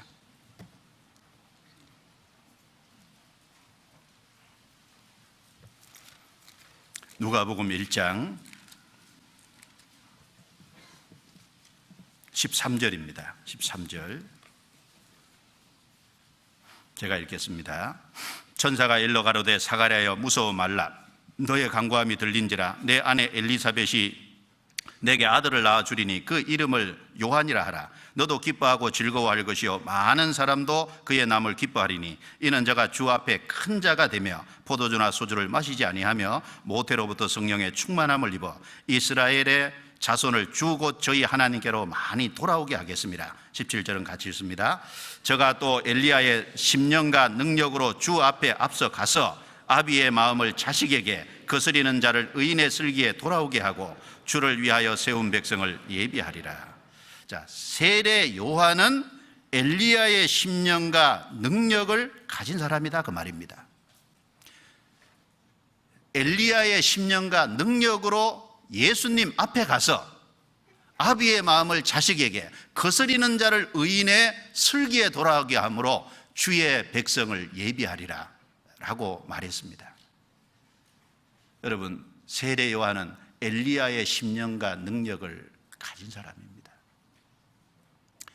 세례 요한이 하는 그 역할을 사실은 우리가 하고 있는 거 아닙니까? 세례 요한도 일종의 영혼의 파수꾼입니다. 이스라엘 백성의 그 당시에 영혼의 파수꾼으로 보냄받은 거예요. 주님을 앞서가서 이스라엘 백성들의 마음에 주님을 받아들이기 어려운 모든 방해물들을 제거함으로 주님이 이스라엘 백성 속에 역사할 수 있도록 그 길을 예비하는, 주의 길을 앞서 예비하는 역할을 했습니다. 그리고 이스라엘 백성과 예수님 사이에서 중간에서 중매쟁이 역할을 한 거예요. 그 일을 영혼의 파수꾼인 우리 성도들에게 맡겼잖아요. 사람들이 그리스도를 받아들이게 방해되는 것을 제거해서 주의 길을 예비하고, 그리고 하나님과 사람들 사이에 연결시켜주는 중매쟁의 일을 우리도 세례 요한처럼 합니다. 세례 요한은 엘리야의 심령과 능력으로 왔습니다. 그 세례 요한의 엘리야의 심령과 능력, 그게 뭘 말할까요? 엘리야의 심령이 뭘 말하겠습니까? 엘리야가 이스라엘 백성들, 우상을 향해 있는 그 이스라엘 백성들의 마음이 참으로 하나님께 돌아오기를 바라는 간절한 열망, 그 이스라엘 백성들의 영혼을 사랑하는 마음, 그 이스라엘 백성들의 신앙을 세우고자 하는 그 간절한 열망, 그게 엘리야의 심령 아니겠습니까? 엘리야의 능력은 뭐겠어요? 그런 마음이 있기 때문에 하나님이 엘리야를 통해서 역사해 주셨고, 엘리야에게 능력을 베푸셔서 엘리야를 통해서 하나님의 역사가 나타나고 영광이 드러나게 했어요. 우리는 엘리야의 심령을 엘리야의 모습에서 볼 수 있습니다. 어디에서 볼 수 있을까요? 비가 오지 않기를 간절히 기도하는, 그래서 하나님이 3년 6개월을 하늘을 닫아버리는, 왜 엘리야가 하늘에서 비가 오지 않기를 간절히 기도했을까요? 비 오지 않으면 고통스럽다는 거 모를까요? 비 오지 않으면 식물이 나지 않아서 가축들이 다 죽습니다. 비 오지 않으면 농사짓기 어려워서 이스라엘 백성들이 기근 속에서 고통합니다. 죽어갈 수도 있습니다. 그러나 그 모든 육신적인 고통이 있을지라도 그들의 영혼이 잘 되기를 바라는, 그들의 신앙이 우상이 아니라 하나님께로 돌아오기를 바라는 간절한 열망 때문에 그렇게 기도했다는 겁니다. 우리는 그 속에서 엘리야의 영혼을 사랑하는 심령을 봅니다. 홀로 갈멜산에서 바알 선지자 450명과 대결하러 나가는 그 모습에서 엘리야가 백성을 얼마나 사랑하는지를 볼 수 있잖아요. 그 갈멜산 승리 이후에 또 하나님이 지금 비를 내려주셔야 이스라엘 백성들의 마음이 돌아설 것 같으니까 승리 이후에 갈멜산 꼭대기에 올라가서 간절히 무릎을 꿇고 얼굴을 무릎 사이에 넣고, 무릎 사이에 얼굴을 넣었다는 건 뭡니까? 무릎을 꿇고 무릎을 얼굴 사이에 넣어봐요. 그러면 얼굴이 땅에 닿아요. 그 척박한 땅, 비가 오지 않은 땅, 그 땅에 비가 오기를 간절히 얼굴을 땅에 대고 기도했습니다. 그 모습에서 우리는 엘리야의 영혼을 사랑하는 심령을 보는 거예요.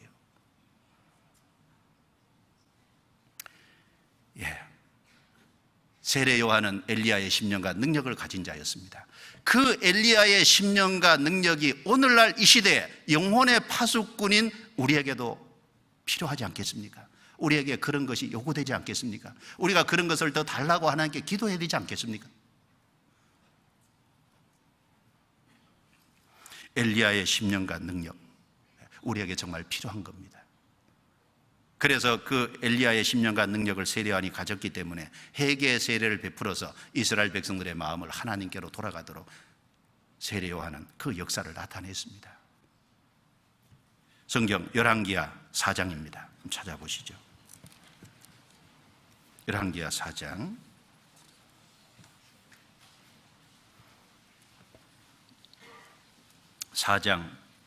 3절입니다. 4장 3절을 읽고 6절을 읽겠습니다. 같이 읽겠습니다. 가로되 너는 밖에 나가서 모든 이웃에게 그릇을 빌라. 빈 그릇을 빌려 조금 빌지 말고. 6절 그릇에 다 찬지라. 여인이 아들에게 이르되 또 그릇을 내게로 가져오라. 아들이 가로되 다른 그릇이 없나이다 하니 기름이 곧 그쳤더라. 자, 준비된 빈 그릇만큼 기름병에 기름이 나오고 채워졌어요.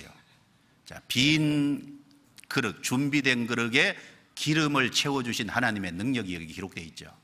하나님께서 여기 엘리사를 통해서요, 생도의 아내에게 너는 밖에 나가서 모든 이웃에게 그릇을 빌라. 여기 일부의 이웃이 아닙니다. 모든 이웃에게 그릇을 빌라. 빈 그릇을 빌되 조금 빌지 말고, 조금 빌지 말고는 많이 빌리라는 거잖아요. 그리고 이제 빌려와서 안에서 기름을 따르는데 다른 그릇을 가져오라. 그릇이 없나이다. 기름이 딱 그쳤어요. 준비된 그릇만큼 기름이 채워졌어요. 왜 성경에 이런 것을 기록해 놨을까요? 이것이 우리에게 뭔가 교훈하고 가르치는 것이 있지 않겠습니까? 자, 기름병에 기름이 나오게 하는 것은 하나님입니다. 그러니까 하나님은 무한자니까 얼마든지 그릇이 더 있으면 더 나오게 할 수 있는 거예요. 그런데 준비된 그릇만큼만 나오게 하셨다는 겁니다. 그럼 우리가 여기 상황에서 좀 질문해 볼 수 있죠. 정말 그러면 이 선지자 생도의 아내와 그 자녀들이요, 모든 이웃에게 가라고 한 것처럼 모든 이웃에게 다 갔을까요? 혹시 빠진 집은 없을까요? 조금 빌지 말고 많이 빌려라 그랬죠? 조금 더 간절한 마음으로 부탁하고 했더라면 사람들이 숨겨놓은 그릇도 내놓았을 거 아닙니까? 비싸다고 생각하는 그릇도 내줄 수 있잖아요. 귀한 그릇은 안 내줄 수도 있지 않습니까? 그런데 간절히 요청하면 더 내놓을 수 있잖아요. 우리도 우리에게 질문할 수 있죠. 우리가 과연 하나님이 우리에게 맡기신 모든 이웃에게 다 갔느냐? 어떻게 생각하십니까? 정말 최선을 다했을까요? 수양회를 앞두고 우리 주변에 있는 하나님이 우리에게 맡기신 내가 아는 영혼을 정말 다 돌아보고 정말 모든 이웃에게 가자고 권했느냐? 우린 최선을 다했느냐? 그리고 전화만 하지 말고 한번 찾아가면 더 효과가 있지 않을까요? 한 번 찾아가는 것이 아니라 2번 간다면, 3번 간다면 더 말씀을 듣는 곳으로 인도할 수 있지 않을까요? 누가복음 14장 23절에요. 사람을 강건하여다가 내 집에 채우라 그랬습니다. 큰 잔치가 준비됐고 먼저 초대받은 유대인들은 안 왔고, 그러니까 사거리 길로 가서 닥치는 대로 만나는 대로 강건하여 데려다가 내 집에 채우라 그랬어요. 강건하여 데려다가 내 집에 채우라. 이 말씀을 통해서 우리가 좀 생각할 수 있는 게 있습니다. 하나님의 마음을 읽을 수 있죠. 하나님은 사람을 사랑하십니다. 아무리 죄가 많아도 타락해도 하나님은 그 사람이 지옥 가는 걸 원치 않아요. 강건해서 데려다가 주님의 집에 채우라고 하도록 하나님은 그 사람이 천국 가기를 원합니다. 강건해서라도 천국 가기 원하여 하나님이 사람을 얼마나 사랑하는지 하나님의 마음을 우리가 엿볼 수가 있습니다. 그리고 사람들에게 왜 강건하라고 했을까요? 이유가 있죠. 사람들은 큰 잔치를 모르니까, 그 잔치의 의미도 모르니까, 알면 올 겁니다. 모르니까 강건하라고 하지 않았겠어요? 그리고 어떤 사람이 강건할까요? 믿음 있는 사람이 강건하지 않겠습니까? 하나님을 향한 확실한 믿음이 있는 사람이 강건할 겁니다. 이 복음이 능력이 있고 복음이 정말 영혼을 구원한다고 하는 능력이 있는 것을 믿는 사람이 강건하지 않겠습니까? 우리가 다른 사람에게 가봅시다 한번 전화할 수 있어요. 그러나 강건하는 것은 뭔가 믿음이 있어야 강건할 거예요. 악착같이 들어붙는 것은요, 믿음이 있어야 할 거예요. 정말 죽은 건너편에 지옥이 확실히 있고 죽은 건너편에 천국이 확실히 있다는 게 마음속에 진짜 일깨워지는 사람이 2번 하고 3번 하고 2번 찾아가고 3번 찾아갈 겁니다. 그리고 정말 하나님을 사랑하는 사람이 강건할 거예요. 하나님이 영광을 받으시기를 정말 바라고 하나님이 기뻐하시는 모습을 정말 보기를 원하는 사람, 그 사람이 강건할 겁니다. 무엇보다도 영혼을 사랑하는 사람이 강건할 거예요. 영혼을 사랑하지 않는 사람은 강건하지 않을 겁니다.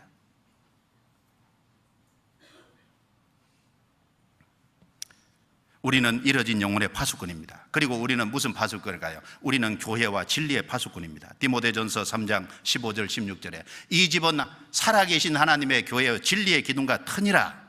여기 중요한 게 진리와 교회입니다. 하나님이 진리를 교회에다 맡겼어요. 진리가 왜곡되면 안 되죠. 진리가 거짓으로 바뀌면 안 되죠.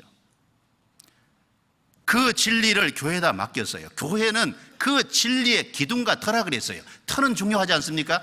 건물을 바치는 기둥은 얼마나 중요합니까? 교회는 그만큼 진리를 가지고 있기 때문에 중요한 겁니다. 교회에 가장 중요한 게 교회에 진리가 있다는 거예요. 하나님은 그 진리를 교회에 맡겼어요. 우리는 진리의 파수꾼이고 하나님의 교회의 파수꾼입니다. 교회가 흐트러지면은 교회가 들어와서 그 형제 자매들의 마음을 분열시켜 놓으면은 이 진리를 전할 수 없을 겁니다. 그래서 우리는 교회와 진리의 파수꾼입니다. 그리고 조금 바꿔서 생각하면 우리는 각각의 직장에 다니고 있을 겁니다. 그 직장 안에 구원받은 내가 혼자 있다면 내가 그 직장의 파수꾼 아닙니까? 내가 가정에 있다면, 가정에 구원받지 않은 사람이 있다면 내가 그 가정의 파수꾼 아니에요? 부모라면 그 자식의 파수꾼 아닙니까? 예, 우리는 영혼의 파수꾼입니다. 그리고 영혼의 파수꾼이 해야 될 가장 주된 일이 뭘까요? 죄에 대한 심판과 형벌을 경고해서 돌이키게 하는 것이 첫 번째 주된 일이고, 또 한 가지는요, 복음의 기쁜 소식을 전해서 그 본 소식을 전해서 그 복음을 받아들이도록 하고, 그리고 받아들였다면 열매 맺는 삶을 살도록 하는 것이, 그것이 영혼의 파수꾼의 주된 일입니다. 사실 가장 중요한 건 죄와 심판과 형벌, 하나님 앞에 아담이로 사람이 타락되기 때문에 그 심판의 운명을 얘기해줘서 돌아서게 하고, 그리고 그리스도를 받아라. 세례 요한의 가장 중요한 임무는 뭘까요? 회개하라. 그 다음 또 한 가지는요, 보라 세상 죄를 지고 가는 하나님의 어린 양이로다. 그리고 회개를 했으면 회개에 합당한 열매를 맺으라. 그게 세례 요한의 메시지의 핵심이잖아요. 영혼의 파수꾼의 가장 중요한 주된 일입니다. 그리고 영혼의 파수꾼이 마음속에 깊이 생각하고 있어야 될 주된 하나님의 뜻이 뭘까요? 우리는 꼭 기억해야 됩니다. 하나님은 악인이 죽는 것을 원치 않으신다는 거예요. 악인이라도 돌이켜서 사는 것을 원하십니다. 그걸 우리 마음에 담아둬야 됩니다. 에스겔서 33장 보겠습니다. 에스겔서 33장.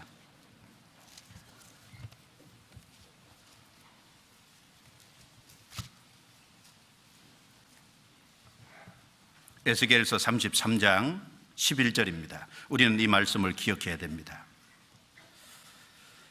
같이 읽겠습니다. 주 여호와의 말씀에 나의 삶을 두고 맹세하노니 나는 악인의 죽는 것을 기뻐하지 아니하고 악인이 그 길에서 돌이켜 떠나서 사는 것을 기뻐하노라. 이스라엘 족속아, 돌이키고 돌이키라. 너희 악한 길에서 떠나라. 어찌 죽고자 하느냐 하셨다 하라.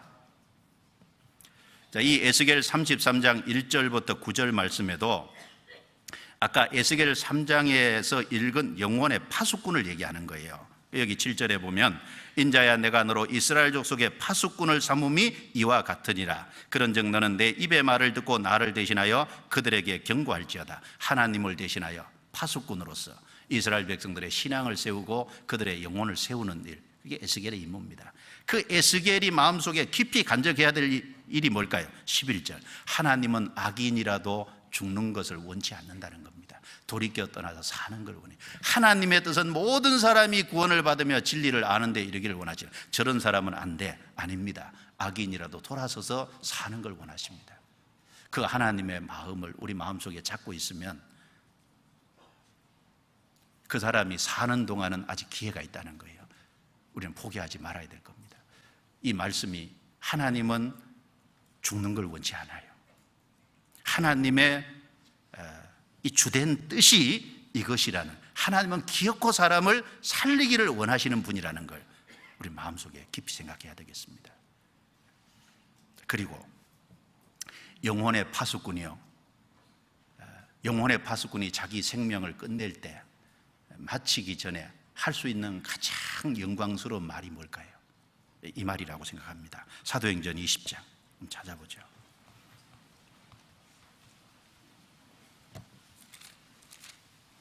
20장 26절 27절.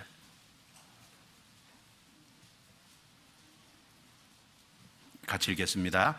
그러므로 오늘 너희에게 증거하노니 모든 사람의 피에 대하여 내가 깨끗하니 이는 내가 꺼리지 않고 하나님의 뜻을 다 너희에게 전하였음이니라. 자, 이 말을 바울 사도가 했는데 에베소 장로들 앞에서 했습니다. 바울 사도가 이 말을 할 때 에스겔 3장과 에스겔 33장 파수꾼 그걸 생각하고 이 말을 했을 겁니다. 경고해야 될 때 경고하지 않아서 죽으면 그 핏값을 파수꾼에게서 찾겠다, 그 말을 했는데 그 구절을 생각했을 겁니다. 모든 사람의 피에 대하여 내가 깨끗하니, 참 이렇게 말할 수 있다면 얼마나 영광스럽겠습니까? 바울 사도는 꺼리지 않고 하나님의 뜻을 다 말했어요. 그러니까 모든 사람의 피에 대해서 내가 깨끗하다. 우리는 이렇게 말하지 못할지라도 이제 근접한 말을 할 수 있도록 우리는 영혼의 파수꾼으로 최선을 다해야 될 겁니다. 이것이 가장 파수꾼으로서 영광된 말이겠죠. 그리고 그 파수꾼에게 주어지는 영광이 있지 않겠습니까? 에스더서 2장에 보면은 모르드게가 아수에로 왕을 살해하려고 모살하려고 하는 사람을 발견해서 그걸 왕에게 보고해서 저단됐습니다. 그런데 그게 기록만 되고 상이 안 주어졌어요. 그래서 나중에 왕이 궁중일기를 있는 동안에 그 사건을 보고 나중에 모르드게를 높여줬잖아요. 모르드게를요, 왕의 말에 태우고 왕의 왕복을 입히고 왕의 면류관을 하고 왕이 가장 존귀한 자라고 생각되는 그 사람을 시켜서 이제 성읍에 다니면서 이 사람은 존귀한 자다. 그리고 이제 왕이 기뻐하는 자는 이렇게 해주겠다. 그걸 이제 선포하게 했는데 그 모습이 왜 성경에 굳이 기록해 놨을까요? 그러니까 파수꾼의 영광이 있다는 겁니다. 정말 주님 앞에 존귀하게 여김을 받을 거예요. 그래서 오늘 영혼의 파수꾼이라는 제목으로 좀 말씀을 드렸는데 마음속에 좀 깊이 생각을 좀 하면 좋겠습니다. 그래서 내가 너를 영혼의 파수꾼으로 세웠으니 그걸 좀 마음속에 제목이라도 꼭 기억을 좀 하시기 바랍니다. 기도드리겠습니다. 하나님 감사합니다. 우리를 이 타락한 세상에 영혼의 파수꾼으로 세워주시고 또 파수꾼의 임무를 주시고 그 일을 감당할 수 있도록 이끌어 가심을 감사합니다. 다가오는 학예 수양회를 앞두고 우리의 마음을 일깨워 주시고 세워 주시길 원합니다. 정말 우리가 영혼의 파수꾼으로 모든 사람의 피에 대해 깨끗한지 우리 자신에게 자문자답 해볼 수 있도록 도와주시고 우리의 마음을 일깨워 주시고 또 최선을 다할 수 있도록 도와주옵소서. 우리는 너무나도 연약해서 마음이 무너지고 주저앉을 때가 많습니다. 주님이 다시 일으켜 세워주셔서 주님이 원하시는 길을 갈 수 있도록 도와주옵소서. 하나님 이 교회를 통해서 주님의 하고자 하는 일을 하시고 영광이 더욱 나타나도록 도와주옵소서. 전 세계 복음이 전해지는 모든 곳에 주님께서 더욱 도와주셔서 주님 역사를 나타내 주시고 주님께 영광이 돌아가게 해 주옵소서. 모든 것을 주께 의탁합니다. 수양회를 준비하는 모든 손길 위에도 함께 해 주옵소서. 우리를 구원해 주신 주 예수님 이름으로 기도드리옵니다. 아멘.